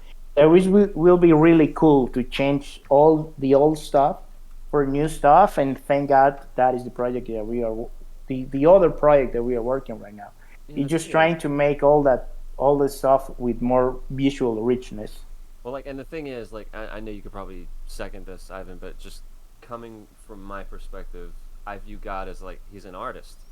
That's what he is, an artist. He creates. Yeah. And he's like, there's stuff in nature that nobody would ever be able to reproduce. Yeah. Even colors. There's colors in nature that exist today that you cannot reproduce.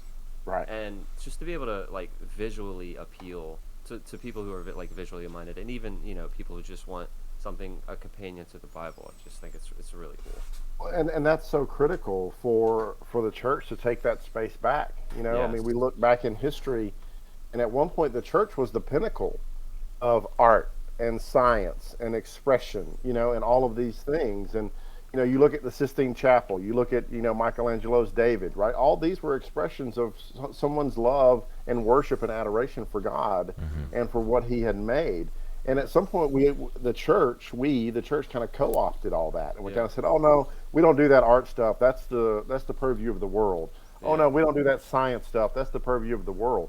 And I think what we're seeing is, through lots of different mediums, not just comics, although you definitely got the forerunners out there in the comic space, but you're seeing Christian creatives go, "No, I'm not going to let the enemy have any more of this. I'm taking it back for my King." Yeah. And that is such an encouraging thing. We were talking about, what a time to be alive as a geek. Yeah. But what a time to be alive as a Christian geek, right? To see all these things happening. But the only way it really continues is by folks out there who are listening and watching, by supporting. Right? You got to go out there and you got to vote with your dollar because it's not easy and it's certainly not cheap. So definitely support us if you can, or if not us, definitely support your choice of your Christian creative and let them know that what they're doing is critical, for our world and for our King. And just the act of what you guys are doing, the actual act of doing what you guys are doing, it's a form of worship. You know what I'm saying? Like when you draw, when you're creating something, that's a form of worship. Like absolutely. I think a lot of people overlook that. Oh yeah, no doubt. Absolutely. They think it's a God-given, making pretty pictures. Well, that's it. It's a God-given talent. Like the stuff that y'all are doing and creating, and the stories that you're creating, and the artwork you're creating, everything you're doing at Brainy Pixel and at Mercy Ways and individually, like it's all worship. It's all you using the gifts that God gave you. You use it to the best of your ability. And there's no lack of it, right? I mean, I get emails every day at Brainy Pixel, people wanting us to help them make their stories, right? Yeah. Like, hey, I've got this great idea for a Christian kids book. I've got this great idea for a Christian movie. I've got this great idea for a Christian animation, for a Christian comic. Every day I get, 3 to 5 emails from different people, that are saying, help me do this. So there are people who are out there who have these ideas that want to make them. Yeah. And absolutely. You just can't do them all. So. Well, that's it. You can only do so much, and it's like but we're not lacking. It's just finding avenues to get it out there, and like I think that's something as well that we kind of mentioned it earlier. Like, the content that you guys are creating and the comics that you're creating, like these are worthwhile reading comics with a Christian, background to them, and like I wish we had stuff like this when I was a kid. I wish we had stuff like that impacted us when we were a kid. Like there was Christian comics. They were awful, but there was Christian comics. You know what I mean? It's like it was either like a retelling of the Bible that wasn't appealing. Yeah. Right. Or the ones that tried to go outside the box just did it so badly, and I'm like, the fact of like, oh yeah, we're just never going to get good Christian comics, and then like stuff like this is coming out now, and I'm like, I'm in my 30s. Where the heck was this when I was a kid and a teenager? You know what I mean? I'm like, I wanted this 30 years ago. If you see, we are the result of that time, because some of us grew up just wanting to have this, because the Bible is so great in narrative in so many ways. It's just, and one of the things that I hate a lot is just that comic make you think that the Bible is boring. Yeah. Because you see something that is just maybe it's just trying to be so I don't know how to say it, but the artist doesn't work in so much, and you think like, oh, this is a boring story, I don't want to know more. And that is completely the opposite. It's just the Bible is just have so many stuff that you can learn, and not only learn, but I remember the first time that I read the book of Samuel when I was a Christian. I was so hooked up it's just like can't wait to read the next chapter. It's just, oh, this is just like Game of Thrones. Yeah. This is so amazing. It's just this guy do this and this guy do that, and this guy go against David, and no way, why? And just this is so great in so many ways. That is maybe the medium that we present this is just not helping to engage to the Bible. And one of the things that I'm loving to see that is changing. The people is just making the effort to engage you to the Bible, not trying to be preachy in the way that this is something you have to believe because it is. It's just trying to show you how rich and how beautiful this story is, and you're going to get engaged in that way. Even better than is always preachy or teachy or all that kind of stuff. But I think that's desperately needed, though. I think that's desperately needed because it's something we don't talk about, and it's something we don't talk about in the church. Not everybody learns the same way. No. I will fully say it and admit it. Like, I struggle to sit down and read a normal book. Like, my brain just doesn't function. I can't stay focused. I'm very scatterbrained like that. So sitting down and just studying the Bible straight has always been something I've fought with. I have wanted to do. I have tried to do desperately, but I still occasionally struggle with. And admitting, like, but that's the whole point of that. That's literally what we're even called to do as Christians, is to, when Jesus says go out and make disciples, like, is go out and share it where people are at. Not everybody's going to be able to sit down and read the Bible. Like, create comics, create audiobooks, create all, TV shows and movies, create these visuals to share this story. And like what you guys are doing with Chronicles of Faith and the other projects you're all got going is amazing, because it's sharing what's taking place in the Bible. It's sharing God, it's sharing Jesus with people and showing, hey, this is something you can invest in. This isn't just a dusty old book that you need to sit down and I don't know, like, but all the old theologians said I used to sit and read my Bible for 5 hours at a time. I'm like, that sounds like torture to me. Like, that's how my brain works. Like, I'm like, sit still and read for hours, and I'm like, my brain will not allow me to do that, let alone, it's like, watch out, Cross. Scotland may disown you now. Those good Scottish theologians. Yeah. All about. But you know what I mean? It's like, that was like the people that said, to be a proper, like, study of the Bible, you have to get up at 5 a.m. And I'm like, no. Not gonna happen. That wasn't happening when I was a teenager. Like, I've got 3 kids now. That is not happening. I guarantee you, it is not happening now. It's like, and that is one way with that make you feel like a worm. You say, like, I'm not that spiritual to do that, and put you in a position that, okay, maybe I'm not for the Bible. And I have always had very clear something that Jesus said to Peter: I'm going to make you a fisher of men. He never said, I'm going to make you a prophet. He never said, I'm going to make you a king. He said, I'm going to use what you already know for my kingdom. Amen. I'm That's going awesome. to make you a fisher of men. And that is something that is stuck in my head, is just say, you already know how to catch fish. Great. I'm going to use that knowledge because I'm going to make you a fish man. It doesn't make, I'm not good. He changed the name, but he not changed the profession. Yeah. He's still a fisherman, but now he's a fisherman for the kingdom. Absolutely. And that is something that is stuck in my head when I was reading, and I was just, okay, maybe this is the path that God wants me to. I've never thought of that verse in that way, but that's actually really awesome. Yeah, that's a really cool really interpretation of that, Ivan. That's awesome. That'll preach. That'll preach, brother. Yeah, man. Ivan's on a roll with us, man. I'm like, yeah, let's go. I mean, but that's true. It doesn't happen with every verse. It's just some verse that actually put in my mind. It's just like, when the first God, this is for free. When the second man in the entire Bible was filled with the Spirit, was an artist. That struck me, because that was the man who actually going to build the ark. It's in Exodus 35:35, and God say, okay, I'm going to use some of the art for my kingdom, and I'm going to fill it with the Spirit. And the other, who was before him? Moses. And the second one was an artist. And that is awesome, because you see, God can use what you already know for His kingdom. That's amazing. And that is changed me. And then it's just, that was for free. But And that is awesome. Someday I just trying to make in some stuff that say, hey, we are a part of the church too. The artist, the geek, we are part of the church. Yes. Absolutely. And we are just, and God can use that geekness in so many ways and help you to be light wherever you go. And I'm just going to say this is something that you guys do here in this podcast. It's just trying to you actually make feel like being a geek in the church. It's awesome. And I always listen to your podcast that when I have the opportunity because of that. It's people who actually believe what I believe and actually like what I like, and that is part of of something that God has given to you. And thank you. I I appreciate honor that. you, and I honor you guys. If Jesus was here, Cross and Nitro, he'd say, "I want to make you podcasters of men." Yeah.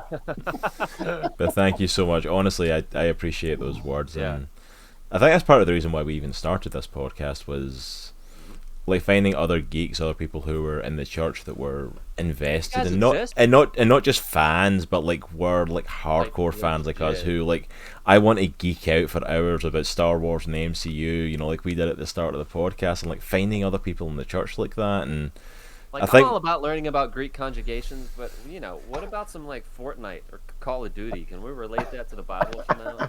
But you know, Sure I think that was it. Like when Nitro and I found each other and both realized we were comic fans, and the more we started talking, we realized, oh wait, we're actually like big fans as we are, as big a fan of stuff as we are, as, you know, in each other is, and we decided to start this and wanted to, you know, create a place where people can come in and hear about this. And there's an amazing world of comics out there, and that's one of the things as well, like, is even in being a geek, it's been so easy just to like be specifically a Christian geek podcast, and I'm like, yeah, there's amazing Christian creators out there, but I want to talk about all of the geek stuff because I love it all. I don't want to pretend that like if for some reason I'm not meant to like this stuff. I love it.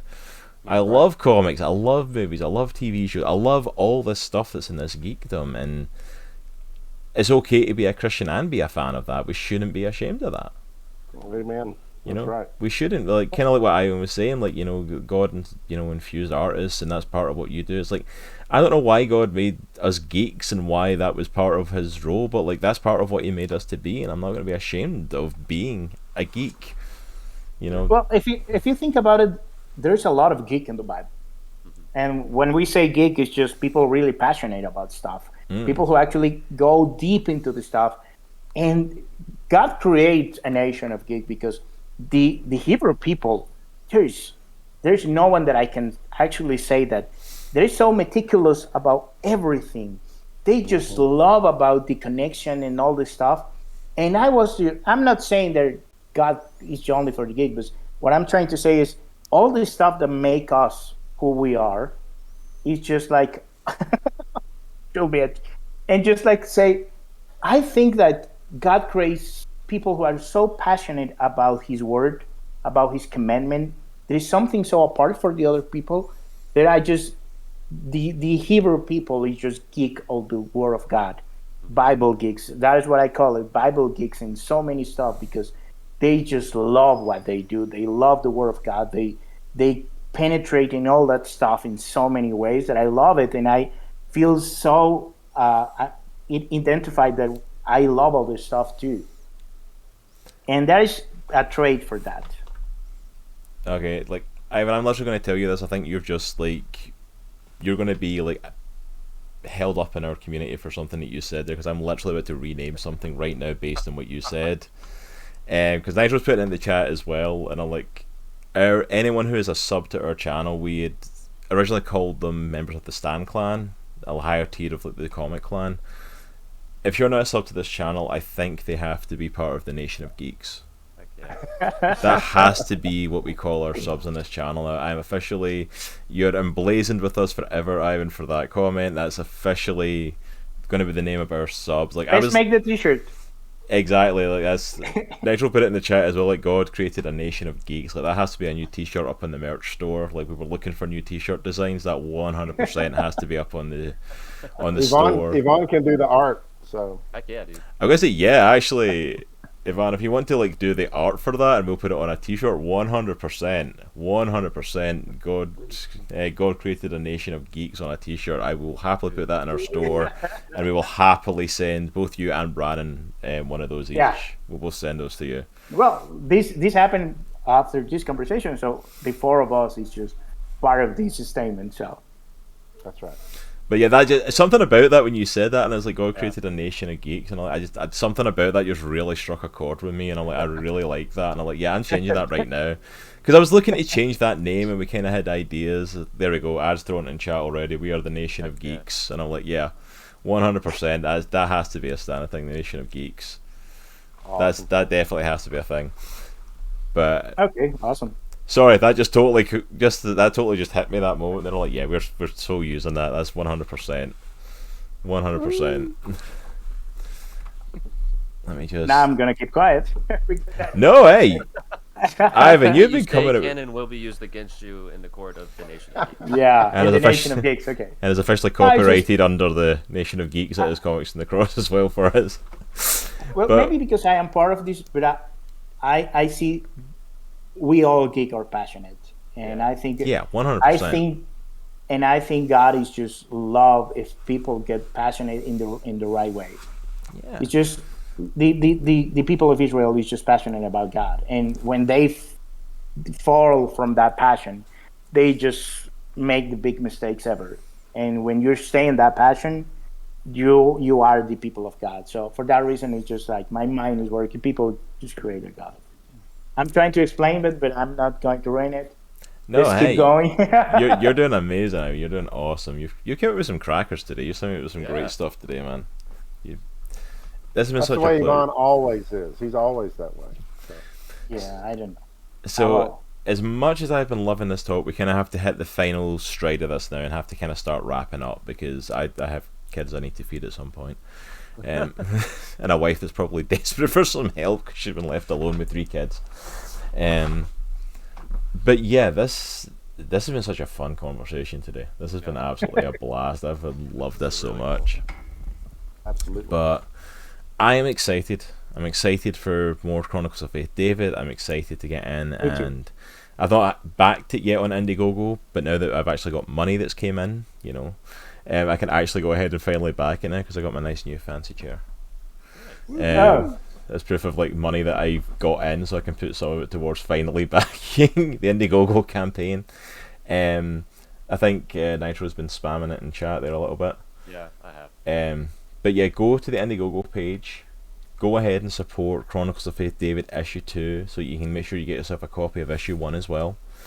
Go and check out issue 0 pretty much anywhere you can find comics on. If they back it at $10 cross, they get issue 0 and issue 1 as well as a bunch of other cool perks. There you go. $10 guys. $10 and you Yeah. get issue 0, issue 1, a bunch of other stuff, and you're back to issue 2 to be made. And our top tier as well, it's $105, so it's a little pricey, but it actually has some really cool perks where you can attend a comic class with Yvonne and myself. And one of the really things that people really enjoy is that if you back us at that 105 level, you get to be a character in issue 2, and you get to choose if you want to be an Israelite or a Philistine.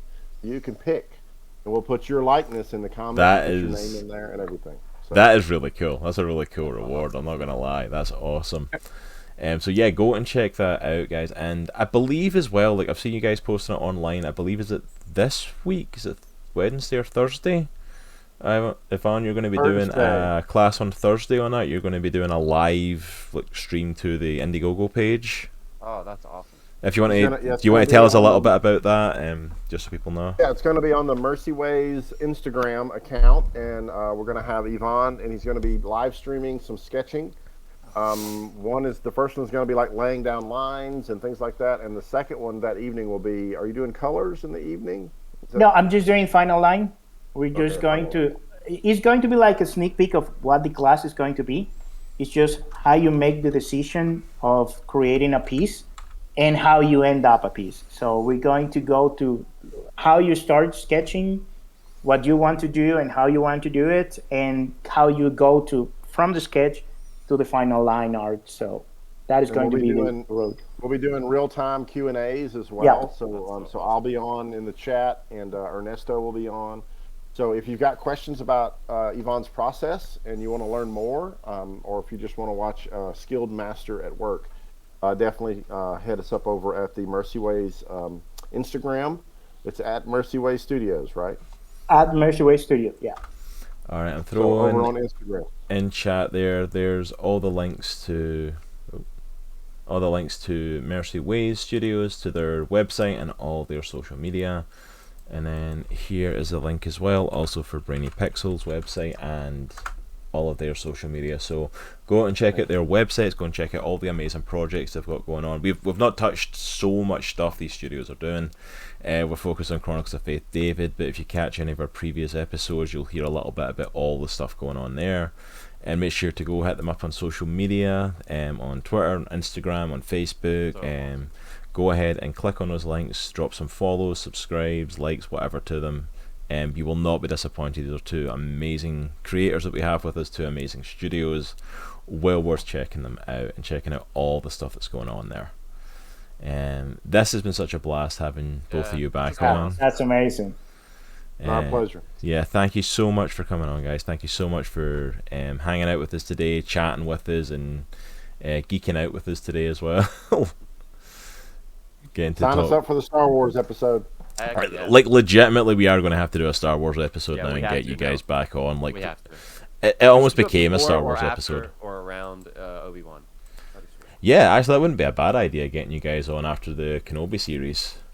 Sounds good. Let's do it. Oh, there you go, guys. Ads in chat saying, well, I'm definitely backing this project. So there we go. Thank Ads is you. going to Thank you. show his support. Ads is phenomenal. Literally everyone we recommend, Ads ends up going and supporting him. Ads is a beast, man. He's an OG of the channel. Yeah, he's been here like since the beginning, Since the sort of. beginning. Awesome. Thank you so much. Thank you. All right, I'm just having a look to see who is online so we can go raid another channel, go and show some love to someone else before we head out for the day. My computer is doing all sorts of things on its own, apparently. So while that's going on, let me talk about what we've got coming up this week, because we have some more stuff coming up on the channel. So tomorrow night, my lovely wife Jay will be back. She finally finished Bioshock 2. It felt like it took forever and a day to get through that game, but she is going to be back playing some Phasmophobia along with Caleb from Mountain Nerds, and I think she's trying to get someone else in, but nothing officially confirmed. So she will be back tomorrow night at 8:30. I will be back on Tuesday night at 8:30, continuing my playthrough of Batman Arkham City. We started that last week, and that was an absolute blast. So we are going to be back playing that. Then Nitro. Are you back this Thursday? You going to be doing some I'll more be back art? Are here you Thursday. gaming? Yeah, no, I'll be doing some art here Thursday night, 8:30 Eastern Standard Time. Whoa. That's awesome. Yeah, so Nitro's going to be doing some live art here on Twitch on Thursday. He's been working on some stuff for that, so definitely make sure you come and check that out. Then Friday, we are starting our brand new weekly stream.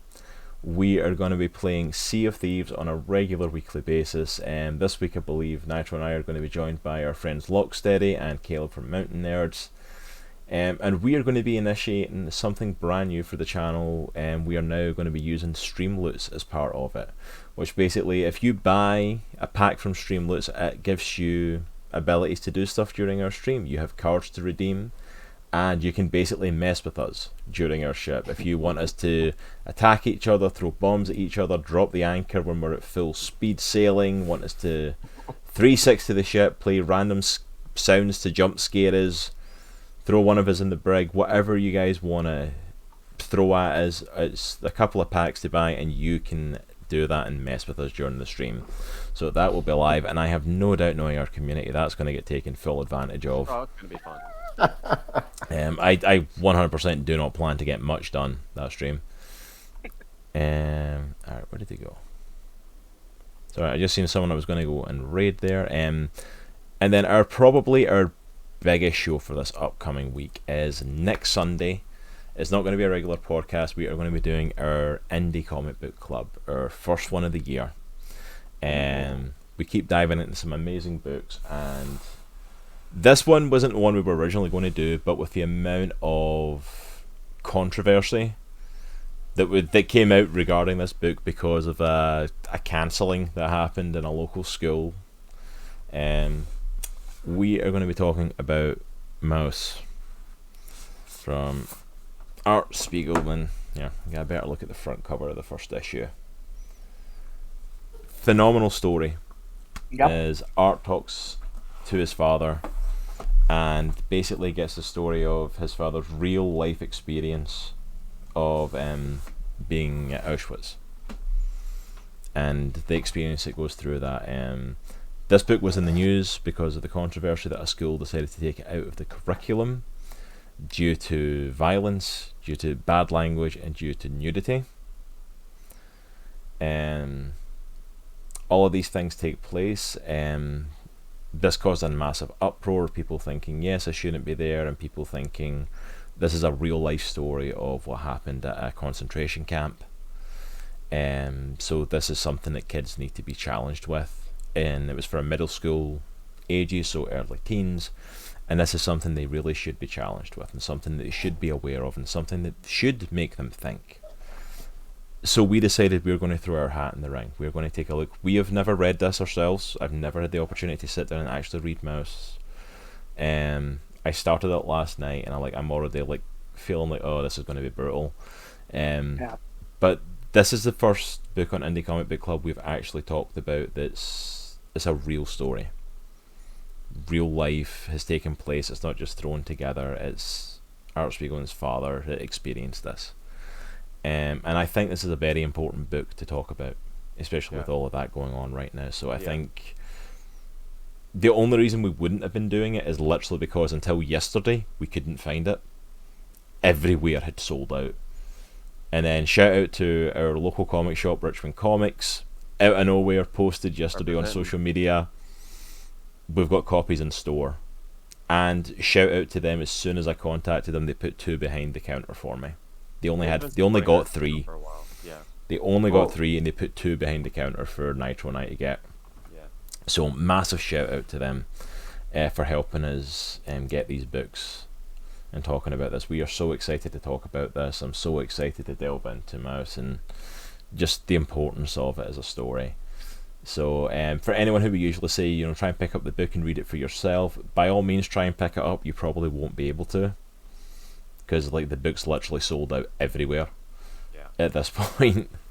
We got it by a sheer fluke, to be honest, or God intervention is what I'll call it. But we're excited to delve into this. We're excited to delve into this story and talk about it. So come and join the conversation for that next week, 2:00. And I think that's going to be a really interesting, probably a little bit hard hitting, but a really interesting conversation.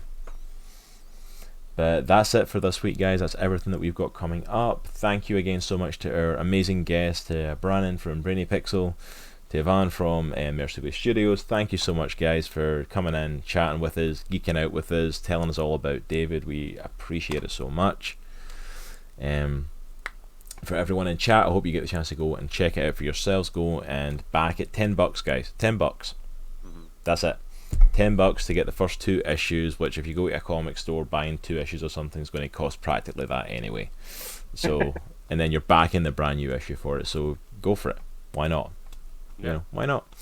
But thank you so much to everyone that came and hung out with us today. I hope you all have an amazing, absolutely brilliant Sunday. Hope you all get to chill out and relax a little bit. And remember, it's a good week to be a geek, and it's a good week to be part of the Geek Nation. See you all later. Take care, guys. Love it. Cierra mi